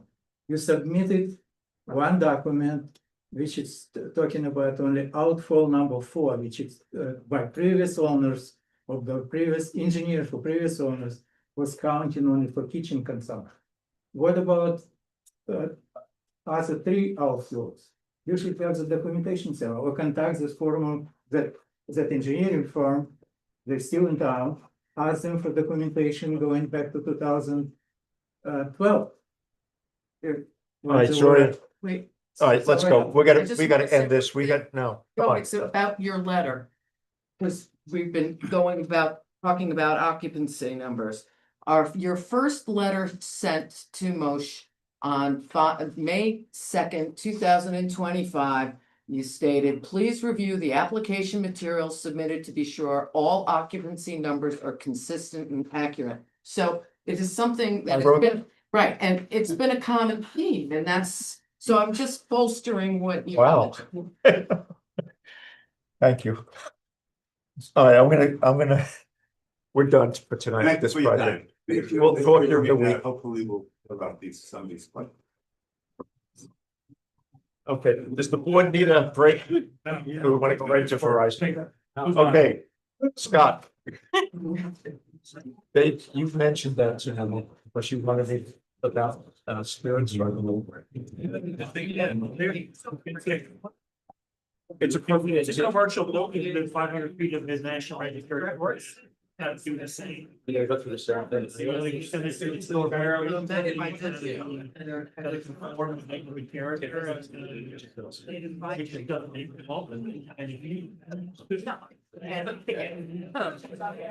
That's worried elsewhere. I can't figure that out. I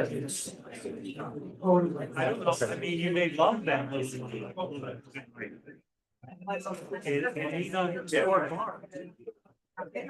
And it's like. It's what do you call it? Cobb is that southwestern thing. Nationally, organic with the clay. With the clay and they wall out of it. Okay. I have a thought, we have to discuss. It's very clear. We have to. Yeah, I'll give get it to- 10 minutes. We're gonna do it tonight. Okay. This is insane. There's a way to do it. It's paid. We're thinking about. It's painful. This is what you- this is- You're the only person who figured it out. That's, I was each. I was ready to throw. Way forward. It's pretty straightforward and I think it will cover. And I can also share some things that I've been on the phone. On other. I guess, As part of the. yeah, I would know. Me too. I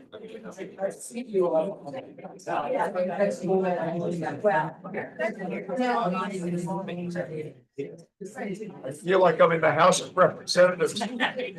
Yeah, don't do that.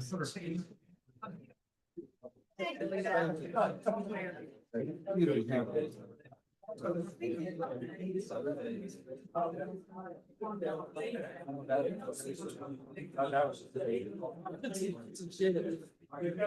Not gonna last 5 hours.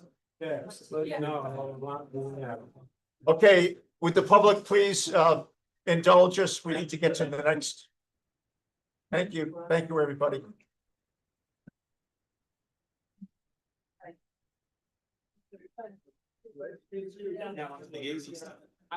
Yeah. Yeah. What can be the religious aspects of the project?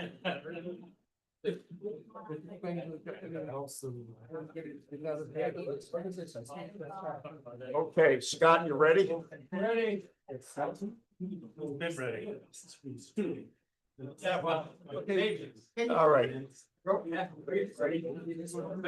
think Jen. Oh, so now you're getting bills going. Now it's a cell tower. Yeah, that's nothing easy stuff. I haven't thought about it that way. Hey, Stacy, do you know how to work Oh, by the way, first, yeah, but I get paid. on the right? Yeah, That has Gas plus line. sign. And put it up to 68. There you go, that should do it. Not enough. That's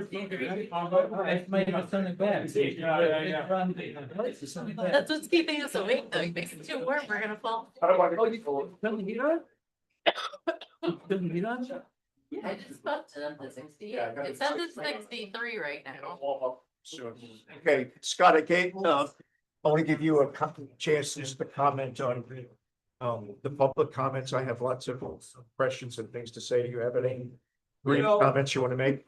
Just a few, the last thing that the last woman commented was saying that you have an obligation to protect them, and obviously you know your job better than I.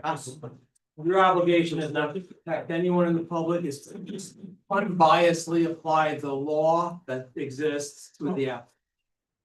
I think that goes without saying for the most part. We will be providing some RF materials just to address the drop call data. Just for the board's application. Verizon doesn't use drop call data to determine whether or not a new site is needed. And this really all stems from Millen's letter. And people are assuming that we actually use that information because it's relevant. It's not relevant to them. They'll hopefully explain that. And they most likely are not going to provide drop call data. And going to Mr. Friedman's comment saying, well, if we don't provide the drop call data, you should just deny the application. I would suggest you look at some of the case law that I provided. I'm not trying to be argumentative, but as I mentioned last time, local boards can't ask for material for certain methods of need determinations that are not in your code. We don't use it because there are so many better metrics and the industry doesn't rely upon that information. The law is very clear. The information that we have provided has been upheld numerous times, but we'll provide that information. Yeah, Scott, do that because the information we can request goes beyond the code. We also have secret responsibilities as well. Right. So that, I mean, there's three sets of laws that apply here. There's the code, the secret, and of course, there's the implications of the federal law. But under secret, as you know, the board has a fairly wide authority to require supplemental analyses and studies and things like that. But the public obviously asks for it. So there's got to be a pretty tight reason why we can't ask for it under secret if the public is making a reasonable request for it. I think the fact that federal case law says you're not entitled to. When if it's there, yeah, but it's not a generalized thing that we're stuck with our code. When seeker obviously is a pretty wide grant of authority for us to, look into environmental data. And in this case, I would argue that for better or for worse, the need for the project is a side aspect of environmental data. So if you got it, make it clear to us. Yeah. Otherwise, it's a. Now, the other point I want to make is the public's asking to dig in pretty deep on your on the model using it without bumping up against proprietary information, which public suggested we could ask for. Are there any sort of generalized protocols or whatever we call it scientifically, the generalized descriptions of what the model does that would not getting into the differential equations, but that would take a first step toward explaining what it is? That's gonna be provided in the letter. Basically, the model, it's, I think even Mr. Chamberlain recognized that he uses the model, and it's a good model. So he's not challenging the use of the model. And that's how everything has been done in the industry for decades. The model is done by a third-party company that licenses it to other carriers. So they are responsible for the actual modeling algorithms.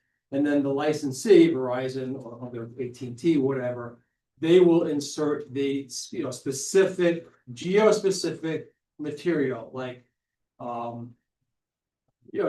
topography, that sort of thing, vegetation based on LiDAR. So they put that into it. And it's not based on like a large region. They basically look at this region and say, okay, we know what the topography is, we know what the LiDAR shows us, that gets incorporated. Might I suggest that that we get right at this late hour, a writing might be better than an oral presentation, so that everybody can take a look at it and pick it and we can move on. But so obviously, the more we can look at it a little bit more than we've done, it might make give the public more to do on and more to understand. And the other thing I want to mention about the FCC broadband maps, I really can't say what I personally think. Because the company wouldn't be happy with me. Having said that, it's somewhat hypocritical for Mr. Chamberlain to say, you really need to rely upon these maps, even though there's no criteria, parameters that are discussed, and then criticize us for using, tools that are accepted but not providing parameters. So it just seems hypocritical. Without getting too much into that word again, response in writing is going to be helpful. So we can exactly. So Scott, talking about thank you, Dave. Talking about things in writing, we had a meeting where we discussed a number of items that came up in the site plan section of the code. And we had requested that we get some of that information, and you gave us some of it. We got the soil information. We received the technical specs on the certification of the stability of the pole. I think we received something on. Well, that was it so far. You were going to get us the information on the real estate analysis. That's going to take a few weeks, just Okay. because they're actually providing, data. Okay. That takes a while to accumulate.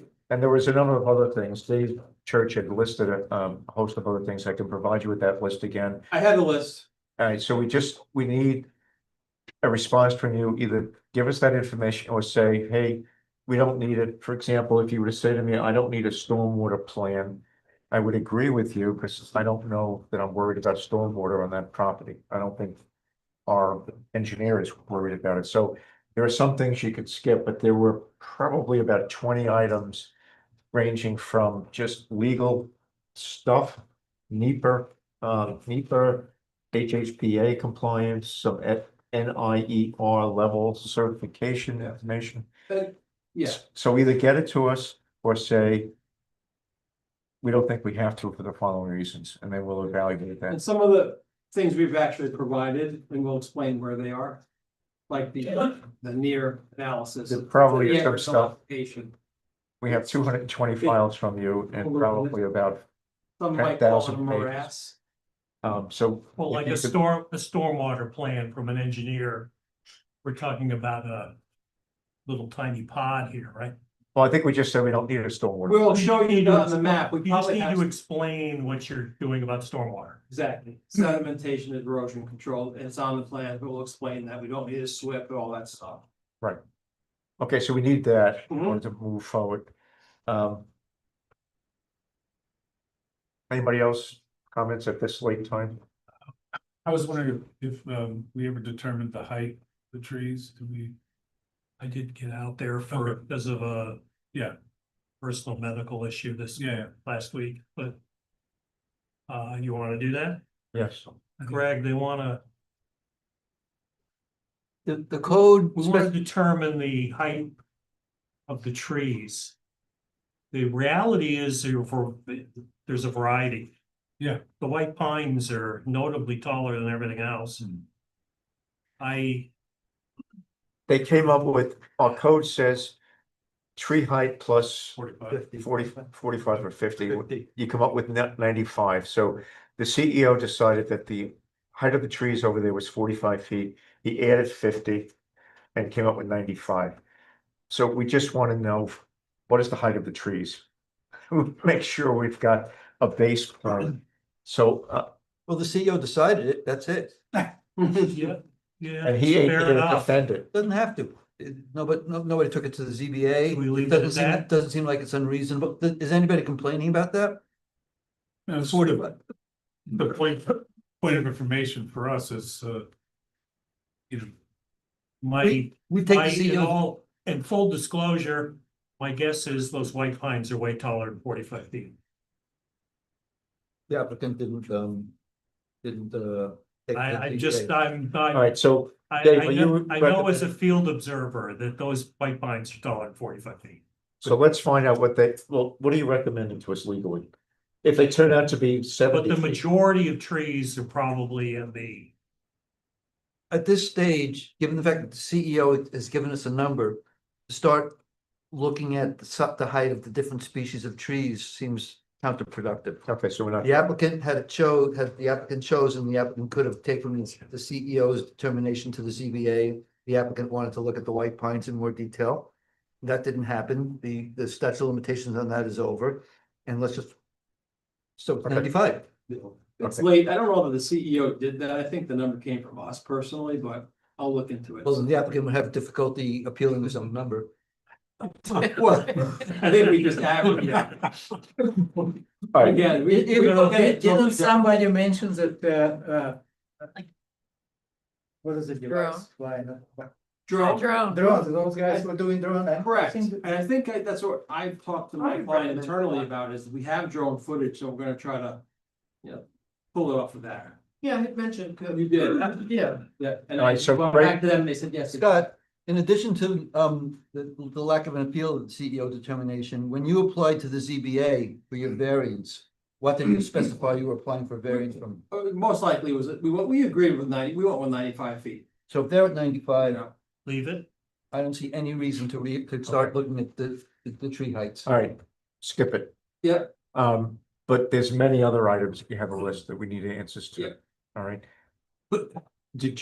I do remember me asking for the call data, You did. and you said you were gonna get me something. Well, I said I'd ask the higher ups what they would do.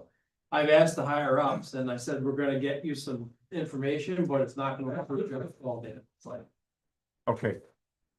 because we don't rely upon it. I don't know what I'm gonna do with it when I get it.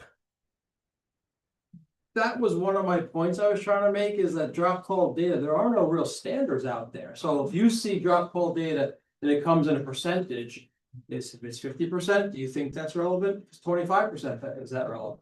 I could tell you the few cases I found, they'll say something as low as 2% drop call data shows a need. Now, you may not personally agree with that, but that's what the court said. There are not a lot of cases on it. All right, so get me the data and we'll have, Can't get you the data if they're not gonna allow me to. I haven't seen the data. I don't know that. so what are you gonna get me? You agreed to some, A letter. A letter that explains the process of using the ATOL information and what parameters were generally used. okay, That's what we're gonna get you. all right. I do remember Fishman saying that of all the data that's used to evaluate need, drop clause was the least important, in his opinion. Yeah. And while I've heard a lot and gotten a lot of letters since that meeting from the public that they don't think Mr. Fishman we should be using Mr. Fishman. Because they don't agree that he has the competency to do whatever it is that we're asking him to do. The fact of the matter is that we hired him. He hasn't said anything or done anything, or I'm aware of anything that would cause me to question his competency. And talk about being hypocritical. I won't go there. So we'll ask Fishman when you give us the letter to pass on that one. Anything else? So it really was, my intention tonight was actually to start going through the part 2 of secret, not to do the significance determination. So we're not going to get to that tonight. Understood. It'll have to wait till January. But it would be great in the meantime that all the other things that I have on my list, that I get them one way or the other, or That's you my tell me goal. where to find them. Yeah, exactly. No, that's my goal. Well, explain what got sent around, Say that again? explain the draft part 2 that got sent around. Why don't you do that, Dave? So I worked with a small group and started a part. Seeker works, you do part 1, which is the applicant submitted the environmental assessment form. There's part 2, which is a series of questions you've gone through before about impact. Is there one, yes, no? Is it done? Is there none, small, moderate, large? And then part 3 is based on what you decide. It's written up as your findings. So at Rick's request, I took a shot at a part 2, have sent it around. It's just how I would fill it out. It's just a teaser for you to think about. I'll just highlight, based on what I know now. I would check impact on land, yes. Impact on aesthetic resources, yes. This means yes being there's a possible Needs to be looked at. in part potential one. adverse impact. But looked And at, part- to be looked at in part 3. Right, and question, and item 18, consistency with community character would be checked, yes. I would check no, counselor, under the assumption of 7 and 16, impact on plants and animals and impact on human health, with the assumption that it's preempted by federal rule, right? Okay, so let's not, And then there's an impact on noise, odor, and light. I would check no, because there's gonna be a predetermination of some kind of buffering of okay, noise, so right? let's concentrate on next steps. So you sent this out. If everybody could look at it, when we come back on January 12th, what we need to do is to go through it as a board, agree to what Dave took a crack at, change it, whatever. And then we can begin to talk about, do we have a neg deck? Do we have a pause deck? What do we have here? And just to point out to the public, this went up on the web today. So you have a few weeks to take a look at it. It's under the seeker section. It's I apologize up front. The New York State DEC fillable PDF is difficult to work with.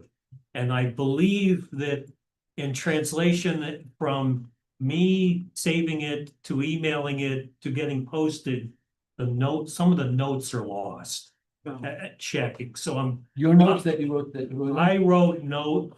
That's They okay. have a tool now to Our put whole notes. email system has been lost. What's the difference? The emails are gone kaflooey. Dave, there is options there where you can look notes and without notes. Zorian, you could spend a day trying to use that note tool and getting it to save properly. And then try to email it to somebody and it comes back saved properly. If you can work on it, go for it. Dave, anything else? I will work to fix this. If I have to, I'll fill it out and scan it and send it around. I can help. All right, so that's what we're doing on the 12th. We'll be doing the part 2. Okay. All right. All right. Anything else? Yes, sorry. Yeah. It better be good. It's gonna be great. About the drop calls, the goal was drop calls to see it together with the modeling, not separate. And the hope was that you guys gonna sue it, but another portion was you basically give us more confidence in validity of the model. That was the essence of the request. Validity of the model. Right, all I can tell you is the model is, But you apply, Sorry, he got it, sorry. No, I understand. And We're if gonna you don't like give you a the, if letter. you don't like the model, that might be just too bad. We're gonna give you some information. The done with that the way- model, the done with the model, let me, about structural analysis, I looked briefly. It's 140 feet, but for some reason it doesn't account for additional antennas there for collocation, one comment. And another thing that the note there says tower design is estimated based on industry standard, however. This shall be reviewed and reevaluated once the final tower foundation design is completed. This preliminary design is not to be used for construction. So the comment is before construction, should you submit kind of virtual analysis to the town? So it's on the web, so something like that. We've given you, that's correct, we haven't, the design is not done because in order to do a design of the tower. And therefore the foundation, you have to actually purchase the tower. We don't purchase the tower until we get zoning approval. Because we can't go to them and say, here's our receipt, take it back, please. Anyway. But we did give you a structural analysis very recently on a pretty standard tower that we would basically be using. Yeah, factor safety was there like a 3.5 roughly, which is. I said what? Factor safety was because loading was like a 0.2, 0.3 something. That's above my pay grade. Yeah, It's not the engineer, but all I can tell you is. But the point I'm trying to make, when you do a Yes. real tower, you're gonna submit documentation. We do additional information if we get to the point where we provide a courtesy building permit application, because building permits are not required for freestanding towers. But we do it anyway to towns, but we do additional geotech information to make sure that we confirm the soils that are reported from the Ulster County website, et cetera. So we Sorry, do, there's a soil test out there now. There's a detailed, Yeah, I understand I that, think but that was it's just just. desktop. that was, It wasn't. It was soils. That's what the- yes. Yeah, it was, yeah, but you will provide the borings data. we will do a yeah, absolutely. Absolutely, because again, no one wants the design and construction to be solid more than us. Okay. Period. We don't build towers. Maybe the Corbett. What? No. No, by the way, they might want it more. okay, that's it. Yep. Did you want to talk about this? What is it? Oh, the moving of The moving, because then that impacts where they put the boring. You can't ask for a boring until you know where you're gonna put it. Well, we gotta approve it, but yeah, but. All right, Greg, you wanted to. So I got 11 copies. I don't have enough for everyone, but. You can share it. Okay. So we can share. Well, now I'm gonna have a lot left over. You all right? Yeah.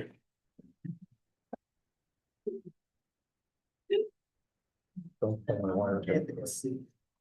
You want to Scott? Thank you, that's so good.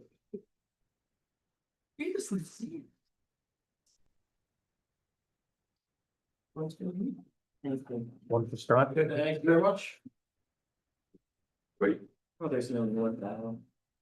Well, the north is the top of the page. So what I did is I zoomed in on the plan sheet that they provided as part of their submittal, where they showed the location of the tower and they showed the setback from the tower to the property lines.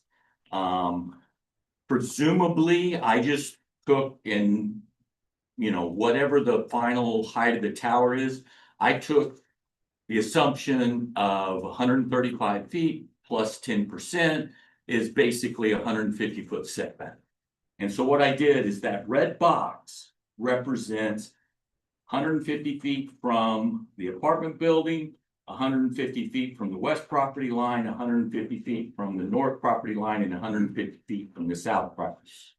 So that red box is basically the limit to which that tower could be moved around within the property.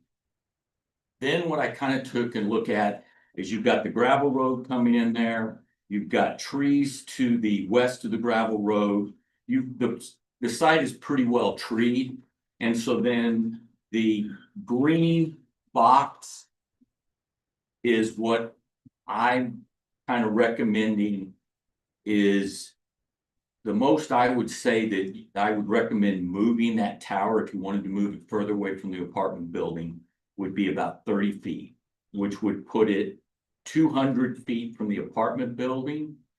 And it puts it about 250 feet from the single family residence to the west.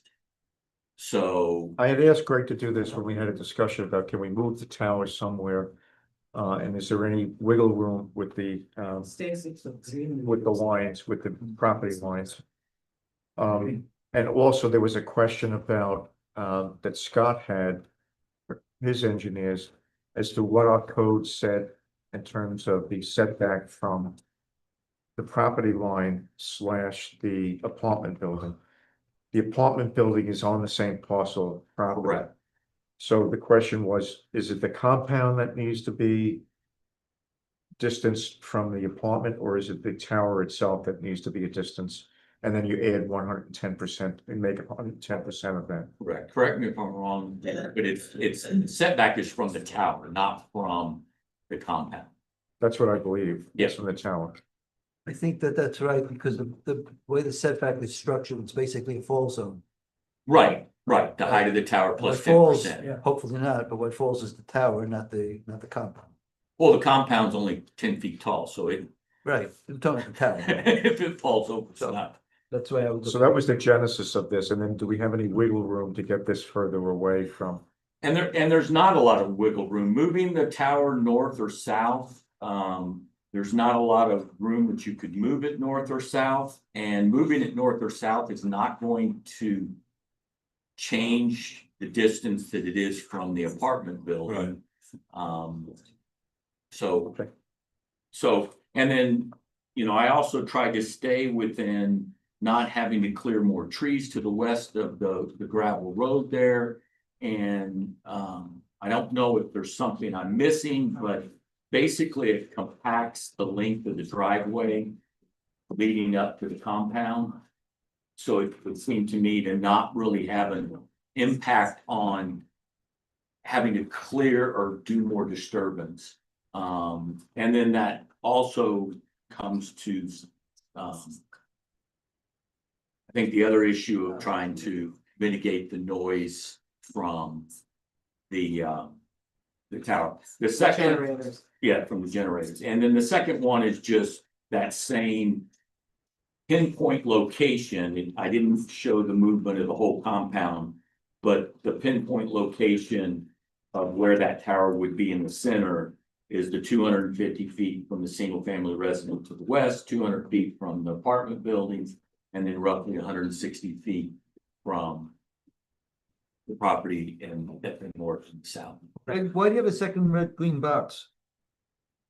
That second green box is the parking area that's outside the compound. Okay, so it goes with the two of them go together. The two of them go together. Right. And then Okay. there was nothing we could do in here because of what. Thanks, Greg. Right. Thank you. Yeah, that's good.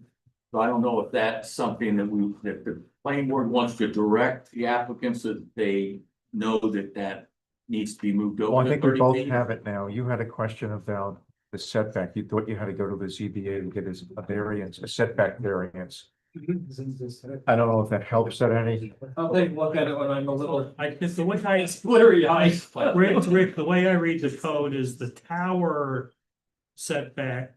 The setback for the 110% is from the tower location, Right, but all the other setbacks are from the enclosure. right.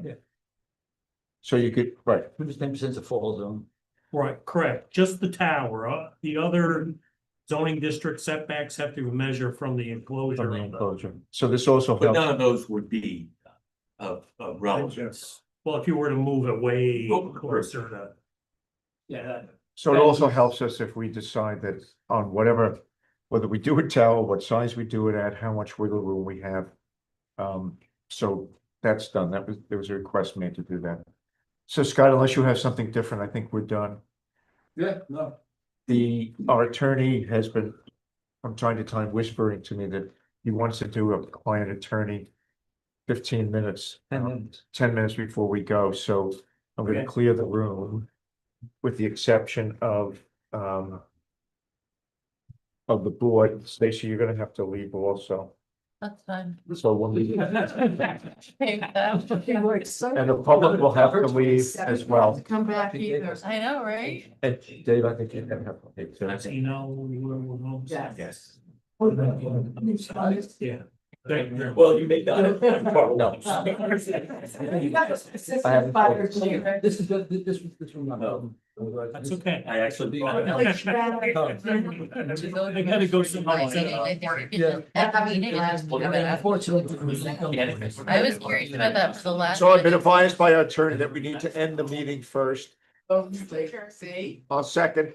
All in favor? Aye. All right, then we need to meet with our attorney. Did anything. Thank you, Stacy. Good night.